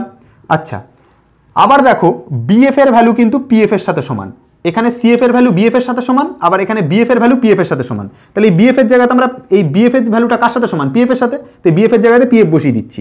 দেখো সিম্পল হিসাব, সিপি ইজ ইকুয়াল টু এখানে লিখছি পিএফ প্লাস হচ্ছে পিএফ। দেখো বুঝতে পারলে কিনা দেখে না একটুখানি, মন দিয়ে দেখো। আরে দেখো এখানে সিএফ এর ভ্যালুটা, এই সিএফ এর ভ্যালুটা বিএফ এর সাথে সমান, তাই জন্য সিএফ এর জায়গাতে বিএফ লিখেছি, প্রথম কথা। তারপর আবার বলছি যে বিএফ এর ভ্যালুটা পিএফ এর সাথে সমান, কারণ ক্ষুদ্র উন্মেষ, তাই জন্য। তাহলে যেহেতু বিএফ এর ভ্যালুটা পিএফ এর সাথে সমান, তাহলে এই বিএফ এর জায়গাতে, এই বিএফ এর ভ্যালুটা পিএফ এর সাথে সমান বলে এই বিএফ এর জায়গাতে এই পিএফটাই নেই বিএফ এর তলায় লিখে দিলাম। বোঝা গেল কি বললাম? তাহলে এখানে একটা পিএফ, এখানে একটা পিএফ আছে, টোটাল দুটো পিএফ আছে। এবার দেখো এই যে সি থেকে পি, তুমি নিজেই দেখো সি থেকে পি, ঠিক আছে, এই সিপির যে গোটা লেন্থটা এটা কত? আর। সিপির গোটা লেন্থটা কত? আর। তাহলে এই সিপির জায়গাতে আমরা এখানটাতে বসাবো হচ্ছে স্মল আর ইকুয়াল টু, দেখো এখানে যেটা পিএফ, পি থেকে এফ এটার মান কত? Small F. তাহলে পিএফ এর জায়গাতে বসালাম এফ প্লাস এফ, তাহলে কত দাঁড়ালো?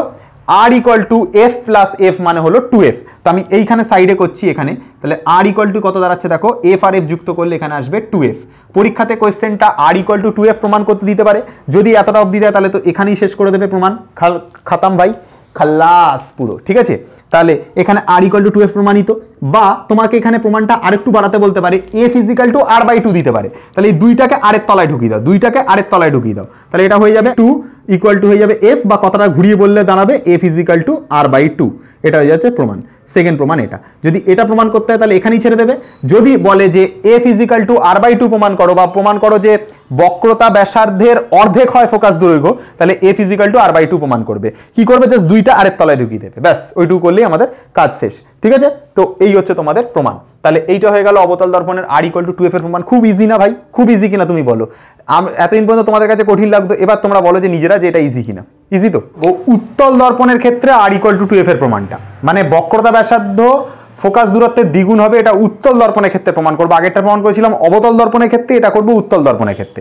তো কিভাবে করতে হয় দেখো, একটুখানি মন দিয়ে শুনবে। দেখো উত্তল দর্পণের ক্ষেত্রে কি হবে, সেম গল্প হবে। ধরো দর্পণটা এরকম দেখতে, এই হচ্ছে দর্পণ, ঠিক আছে, দর্পণটা এরকম দেখতে, এই হচ্ছে দর্পণ। এই দর্পণের বাইরের দর্পণের কি হবে, দর্পণের কোটিংটা থাকবে হচ্ছে ভেতরের দিকে। দর্পণের কোটিংটা থাকে কোন দিকে ভাই? ভেতরের দিকে কোটিং থাকে, তাই তো? এটা আমরা জানি উত্তল দর্পণের ক্ষেত্রে ভেতরের দিকে কোটিং থাকে। এবার উত্তল দর্পণের ক্ষেত্রে যদি ভেতরের দিকে কোটিং থাকে, তাহলে দর্পণের যে প্রধান অক্ষটা যায় সেটা এরকমভাবে যায়, সিম্পল হিসাব, ঠিক আছে। এই জায়গাটাতে কি থাকে? এই জায়গাটাতে মেরু থাকে, পোল, ঠিক আছে। সেন্টার অফ কার্ভেচার মোটামুটি ধরো এরম একটা জায়গাটাতে সেন্টার অফ কার্ভেচার থাকে, ফোকাস কোন জায়গাটা থাকে? এরম একটা জায়গাতে ফোকাস থাকে, এফ থাকে, ঠিক আছে। বোঝা গেল কি বললাম? এবার আলোকরশ্মি যেটা এসে পড়ে, সেই আলোকরশ্মিটা কীরকম যায়? ধরো এই প্রধান অক্ষের সাথে সমান্তরাল আলোকরশ্মি এরকমভাবে এসে পড়ে, তাহলে পড়ার পর এই আলোকরশ্মিটা কীরকমভাবে যায় বলো তো? এইরকমভাবে ফিরে যায় আলোকরশ্মিটা, এরমভাবে ফিরে যায়, ঠিক আছে। কি বললাম বুঝতে পেরেছো? এরমভাবে ফিরে যায়।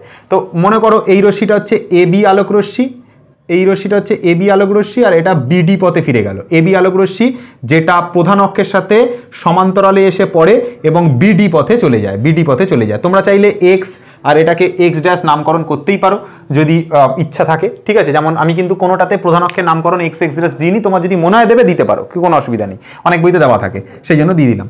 এবার কি হয় উত্তল দর্পণের ক্ষেত্রে কি মনে হয়, যদি কোনো আলোকরশ্মি সমান্তরালভাবে যদি মানে প্রধান অক্ষের সাথে আসে, কোনো আলোকরশ্মি সমান্তরালভাবে প্রধান অক্ষের সাথে আসে, তাহলে প্রতিফলন হওয়ার পর কি মনে হয়, এটা মনে হয় কিনা তোমরা নিজেরা বলো, যে এই আলোকরশ্মিটা যেন ফোকাস থেকে এই ফোকাস থেকে যেন অপসৃত হচ্ছে, এটা মনে হয়, ঠিক আছে। এই যে ফোকাসটা থাকে না, এই যে ফোকাস পয়েন্টটা, এইখান থেকে যেন মনে হয় এই ফোকাস থেকে যেন এটা অপসৃত হচ্ছে বলে মনে হয়, ঠিক আছে। এই ফোকাস থেকে যেন অপসৃত হচ্ছে বলে মনে হয়, এই ফোকাসটা থেকে যেন অপসৃত হচ্ছে বলে মনে হয় এই আলোক রশ্মিটা। এখানে যদি কেউ চোখ রেখে দেখে না, এখানে কেউ যদি চোখ রেখে দেখে, তার কাছে কি মনে হবে, এই যে বিডি আলোক রশ্মিটা এটাই এফ ফোকাস থেকে যেন আসছে, এই বিডি আলোক রশ্মিটা এই এফ ফোকাস থেকে যেন আসছে, এটা তার কাছে মনে হবে, ঠিক আছে। কি বললাম বোঝা গেল? এবার একটা গল্প বোঝো, এবার একটা গল্প ভালো করে বুঝবে। আমরা কি বলেছিলাম, যেখানে যে পয়েন্টে আলোকরশ্মি পড়বে সেই পয়েন্টের সাথে বক্রতা কেন্দ্রের মধ্যে একটা লাইন আমি যুক্ত করব, একটা কাল্পনিক লাইন আমি একটা যুক্ত করব, বা যাই হোক একটা আমি লাইন যুক্ত করব, মোট কথা হচ্ছে এখানে একটা লাইন যুক্ত করব, এই হচ্ছে কথা। তো এই যে লাইনটাকে যুক্ত করে যদি আমি এদিকে বাড়াই, তাহলে আমি কি পাবো, আমি এই যে লাইনটা বাড়ালাম এন অবধি, মনে করো এই সি থেকে এন অবধি আমি যে লাইনটা বাড়ালাম, যেখানটাতে আলো পড়বে সেই পয়েন্টের সাথে বক্রতা কেন্দ্রের মধ্যে একটা লাইন যুক্ত করে এটা সিএন অবধি বাড়াবো, তাহলে এই সিএনটা হচ্ছে আমাদের এখানে অভিলম্ব। মনে রাখতে হবে কি, এই এন থেকে সি পর্যন্ত এই সিএনটা হচ্ছে আমাদের অভিলম্ব। মনে থাকবে জিনিসটা কি বললাম, এই সিএনটা হচ্ছে সি থেকে এন অবধি হচ্ছে আমাদের অভিলম্ব। এবার এখানে একটা জিনিস বুঝবে মন দিয়ে, মনে করো আলোকরশ্মি যেটা এবি আলোকরশ্মিটা এসে বি পয়েন্টে পড়লো, তার আপতন কোণ এখানে একটা হবে, আর এখানে তার তৈরি হবে হচ্ছে প্রতিফলন কোণ। আমরা জানি যে আপতন কোণ যদি থিটা হয়, প্রতিফলন কোণও থিটা হবে, কারণ আপতন কোণ আর প্রতিফলন কোণ সমান হয়। তাহলে আমি এখানটাতে একটা ছোট্ট ভাষায় লিখছি যে A B N equal to হবে ডিবিএন। তোমরা নিজেরা চেক করে দেখে নাও কেন, কারণ আপতন কোণ যে এবিএন আর ডিবিএন সমান, কারণ আপতন কোণ আর প্রতিফলন কোণ সমান। তাই দেখো এখানে ভালো করে দেখো, এবিএন, এই এবিএনটা হচ্ছে আপতন কোণ, এবিএনটা হচ্ছে আপতন কোণ কোনটা, এবিএনটা। আর যেটা ডিবিএন যেটা, এই ডিবিএনটা হচ্ছে প্রতিফলন কোণ। তাই জন্য আমি বলেছি আপতন কোণ আর প্রতিফলন কোণটা হচ্ছে সমান। বোঝা গেল কথাটা কি বললাম? এবার তোমাকে এইটা পড়ার আগে তোমাকে একটা জিনিস পড়াই, শোনো। মনে করো এটা হচ্ছে একটা ক্রস চিহ্ন, এই লাইনটাকে যদি এই লাইনটা এসে ক্রস করে, তো ক্রসের এখানে যে কোণ তৈরি হবে এর উল্টো দিকেও সেম কোণ তৈরি হবে, এখানে যে কোণ তৈরি হবে এখানেও সেই কোণ তৈরি হবে। মনে রাখবে এই কোণটা আর এই কোণটা বিপ্রতীপ কোণ, আবার এই কোণটা আর এই কোণটাও বিপ্রতীপ কোণ, এই পাশের কোণটা আর এই পাশের কোণটা বিপ্রতীপ কোণ, এই পাশের কোণটা বিপ্রতীপ কোণ। তাহলে সিম্পল হিসাব, এই জায়গার যে কোণটা হবে আর এই জায়গার যে কোণটা হবে, দেখো এইটা একটা ক্রস, এই লাইনটা আর এই লাইনটা হচ্ছে একটা ক্রস, কাটা চিহ্ন। তুমি ভাবো এটাকে, জাস্ট ভালো করে বোঝো, এই ডি থেকে এফ এইভাবে যেটা আঁকা হয়েছে ডি এফ, ঠিক আছে। আর এই যেটা এন সি, মানে যেটাকে এইটা আঁকা হয়েছে এন সি, যেটাকে আঁকা হয়েছে এইভাবে, ঠিক আছে। তাহলে এইখানে যে কোণ তৈরি হবে এখানেও সেই কোণ তৈরি হবে, তার মানে এইখানটাতে যে কোণটা তৈরি হলো না ডি আর এন এর মাঝে, এখানে যে কোণ তৈরি হবে সি আর এফ, এটার মাঝে এখানে যে কোণ তৈরি হবে সেম হবে। তাহলে সি আর এফ এর মাঝে যে কোণটা তৈরি হবে সেম হবে। তাহলে এখানের কোণ যদি থিটা হয়, এখানের কোণটাও থিটা হবে, এইখানের কোণটাও থিটা হবে। কারণটা কি, এই এন বি ডি আর সি বি এফ এরা দুজন বিপ্রতীপ কোণ। কি কোণ? বিপ্রতীপ কোণ। তাহলে কি বলতে হবে কথাটা, লজিকটা আমি কি দিলাম, যে যেটা হচ্ছে আমাদের ডিবিএন ডিবিএন মানে এইখানের কোণটা ইকুয়াল টু হবে সিবিএফ এর সাথে, সিবিএফ এইখানের কোণটা আর ডিবিএন মানে এইখানের কোণটা উপরের কোণটা আর এদিকের এই উপরের কোণটা, এই দুটো কোণ, এই কোণটা আর এই কোণটা, এই কোণটা আর এই কোণটা হচ্ছে সমান হবে। কারণ কি? কারণ পরস্পর বিপ্রতীপ কোণ, সেটাই লিখেছি দেখো, ডিবিএন আর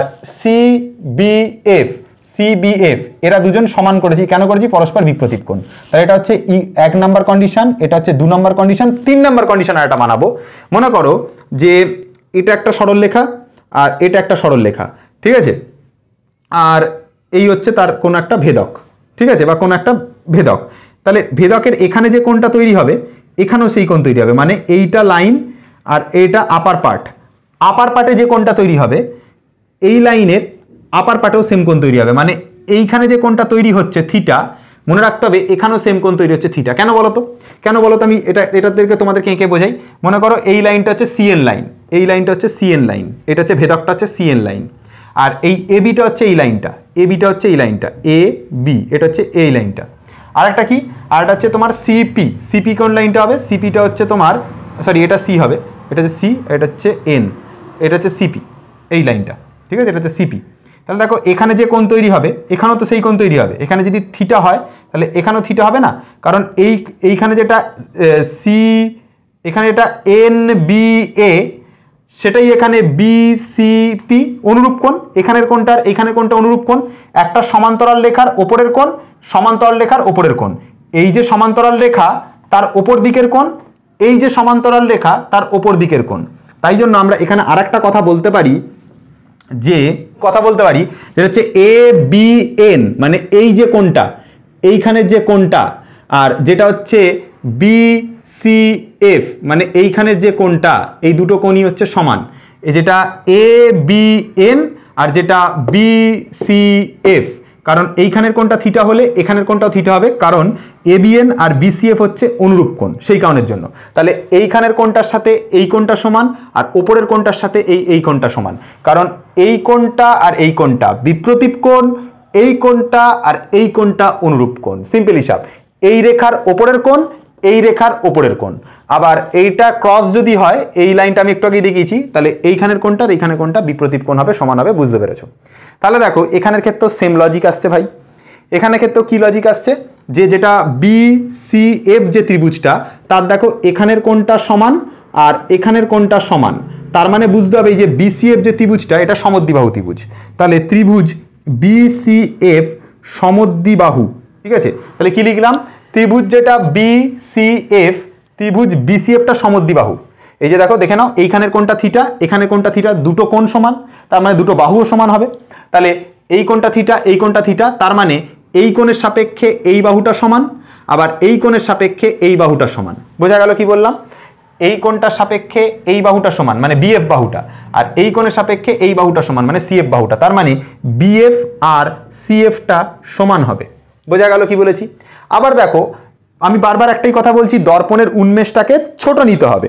তাহলে দর্পণের উন্মেষ ছোট হলে, উন্মেষ যদি ছোট হয় অর্থাৎ বি আর পি বিন্দু যদি কাছাকাছি থাকে, সেম লজিক, এই বি পয়েন্ট আর পি পয়েন্ট এরা যদি খুব কাছাকাছি থাকে, তাহলে যেটা বিএফ লাইন, এই জায়গাটা ভালো করে বোঝো, যেটা বিএফ লাইন, এই বিএফ লাইনটা পুরোপুরি পিএফ এর উপর পড়ে যাবে। বিএফ লাইনটা পুরোপুরি পিএফ এর উপর পড়ে যাবে। তুমি দেখো এই বিএফ লাইনটা আর এই পিএফ লাইনটা সমান হবে, এই লাইনটা টোটালি এইটার উপর পড়বে, এই যে লাইনটা, এই যে বিএফ লাইনটা, এটা টোটালি পিএফ এর উপর পড়বে।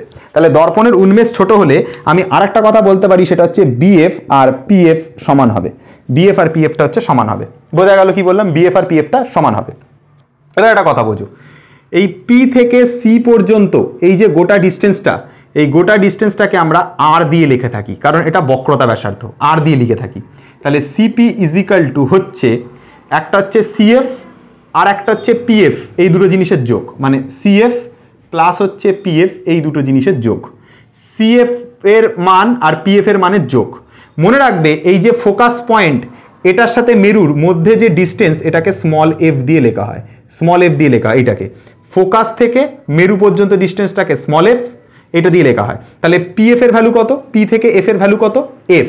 সিপির জায়গাতে আমরা সিপি লিখলাম। সিএফ এর মান কত দেখো? সিএফ এর মান হচ্ছে বিএফ এর সাথে সমান। তুমি দেখো সিএফ এর মান বিএফ এর সাথে সমান, তাহলে এই সিএফ এর জায়গাতে এখানে বিএফ লিখবো আর প্লাস দিয়ে এখানে পিএফ লিখবো। আবার দেখো এই যে বিএফ এর মান সেটা পিএফ এর সাথে সমান, তাহলে বিএফ এর মানটা আবার পিএফ এর সাথে সমান, তাহলে বিএফ যেখানে থাকবে সেখানে পিএফ লিখতে পারি। তাহলে এই বিএফ এর জায়গাতে আমরা লিখতে পারি যে পিএফ প্লাস হচ্ছে পিএফ। তোমরা দেখো বুঝতে পারলে কিনা, বিএফ এর মানটা কার সাথে সমান, পিএফ এর সাথে, তাহলে বিএফ এর জায়গাতে ফের পিএফ লিখেছি, সিম্পল হিসাব। এবার দেখো সিপি, সিপি বলতে কোনটা, সি থেকে পি, তো সিপির গোটা ভ্যালুটা কত, আর, তাহলে সিপির জায়গাতে আর লিখলাম, ইকুয়াল টু দিলাম। পি থেকে এফ কত, পি থেকে এফ হচ্ছে স্মল এফ, তো এই পিএফ এর জায়গাতে স্মল এফ লিখলাম, প্লাস দিয়ে আর একটা পিএফ আছে এই যে পি থেকে এফ, তো এটার ভ্যালু স্মল এফ, তাহলে এখানেও স্মল এফ লিখবো, তাহলে দুটো এফ হচ্ছে, তাহলে আর ইকুয়াল টু দাঁড়াচ্ছে হচ্ছে 2f, এটা হচ্ছে প্রমাণিত, আর ইকুয়াল টু 2f হচ্ছে উত্তল দর্পণের ক্ষেত্রে প্রমাণিত। তো এটাকে যদি আরেকটু করতে দেয় তাহলে এফ এর ভ্যালুটা আর এর নিচে ঢুকি, মানে এফটা থাকবে 2টাকে আর এর নিচে ঢুকিয়ে দেবে, তাহলে এফ ইজিক্যাল টু তখন লিখবে r/2, এটাও প্রমাণিত হয়ে যাবে। কি করব, এফ এর মানটা বার করতে দিলে আর এর নিচেই 2টাকে ঢুকিয়ে দেবো, তাহলে এফ ইজিক্যাল টু r/2 প্রমাণিত হয়ে যাবে। তাহলে বুঝতে পারলে কি করে এটা তোমার প্রমাণিত হচ্ছে, সিম্পল হিসাব, ঠিক আছে। তো ফার্স্টে দুটো খালি সমান দেখাতে হয়, বিএফ এর সাথে একবার সিএফ কে সমান দেখাবে আর বিএফ এর সাথে পিএফ কে সমান দেখাবে, এই দুটো সমান দেখালে আর প্রমাণের কিছু থাকে না, ঠিক আছে। তো এই দুটো খালি সমান দেখালে এটা প্রমাণিত হয়ে যায়। তো এই হচ্ছে দর্পণের তোমার হচ্ছে যেটা ভিডিওটা ছিল আমাদের, ঠিক আছে। উত্তল দর্পণ আর অবতল দর্পণ দুটোর ক্ষেত্রে আমরা বক্রতা ব্যাসার্ধ যে ফোকাস দূরত্বের দ্বিগুণ হয় দুটোর ক্ষেত্রে আমি প্রমাণ করেছি। এছাড়াও আমি ফোকাস কি, ফোকাস দৈর্ঘ্য কি, ফোকাস তল কি, উপাক্ষীয় রশ্মি কি, প্রান্তিক রশ্মি কি, গৌণ ফোকাস কি, ঠিক আছে। অবতল দর্পণ আর উত্তল দর্পণের মধ্যে যখন আলোক রশ্মি পড়বে তারা কোন ভাবে পড়লে কোন দিকে ফিরে যাবে, তারপরে সমস্ত কিছু যা হতে পারে একটা মানে প্রতিফলনের উপর যত ডিটেলসে যাওয়া যেতে পারে আমি সব ডিটেলসে ব্যাখ্যা দিয়েছি, প্লাস যা যা কোশ্চেন হতে পারে সেটা নিয়ে আমি ব্যাখ্যা দিয়েছি। যদি ভিডিওটা ভালো লাগে একটা লাইক করো, চ্যানেলটাকে সাবস্ক্রাইব করো, আমাদের পাশে থেকো, বেল আইকনটাকে প্রেস করে দিও, আর ভিডিওটা ভালো লাগলে বন্ধুদের সাথে খুব শেয়ার করো, কারণ পরীক্ষা সামনে এসে গেছে। তো আশা করি তোমাদের কাছে এই জিনিসগুলো ক্লিয়ার হচ্ছে আর তোমরা আশা করি বুঝতে পারবে, ঠিক আছে। তো খুব ভালো থেকো, ধন্যবাদ।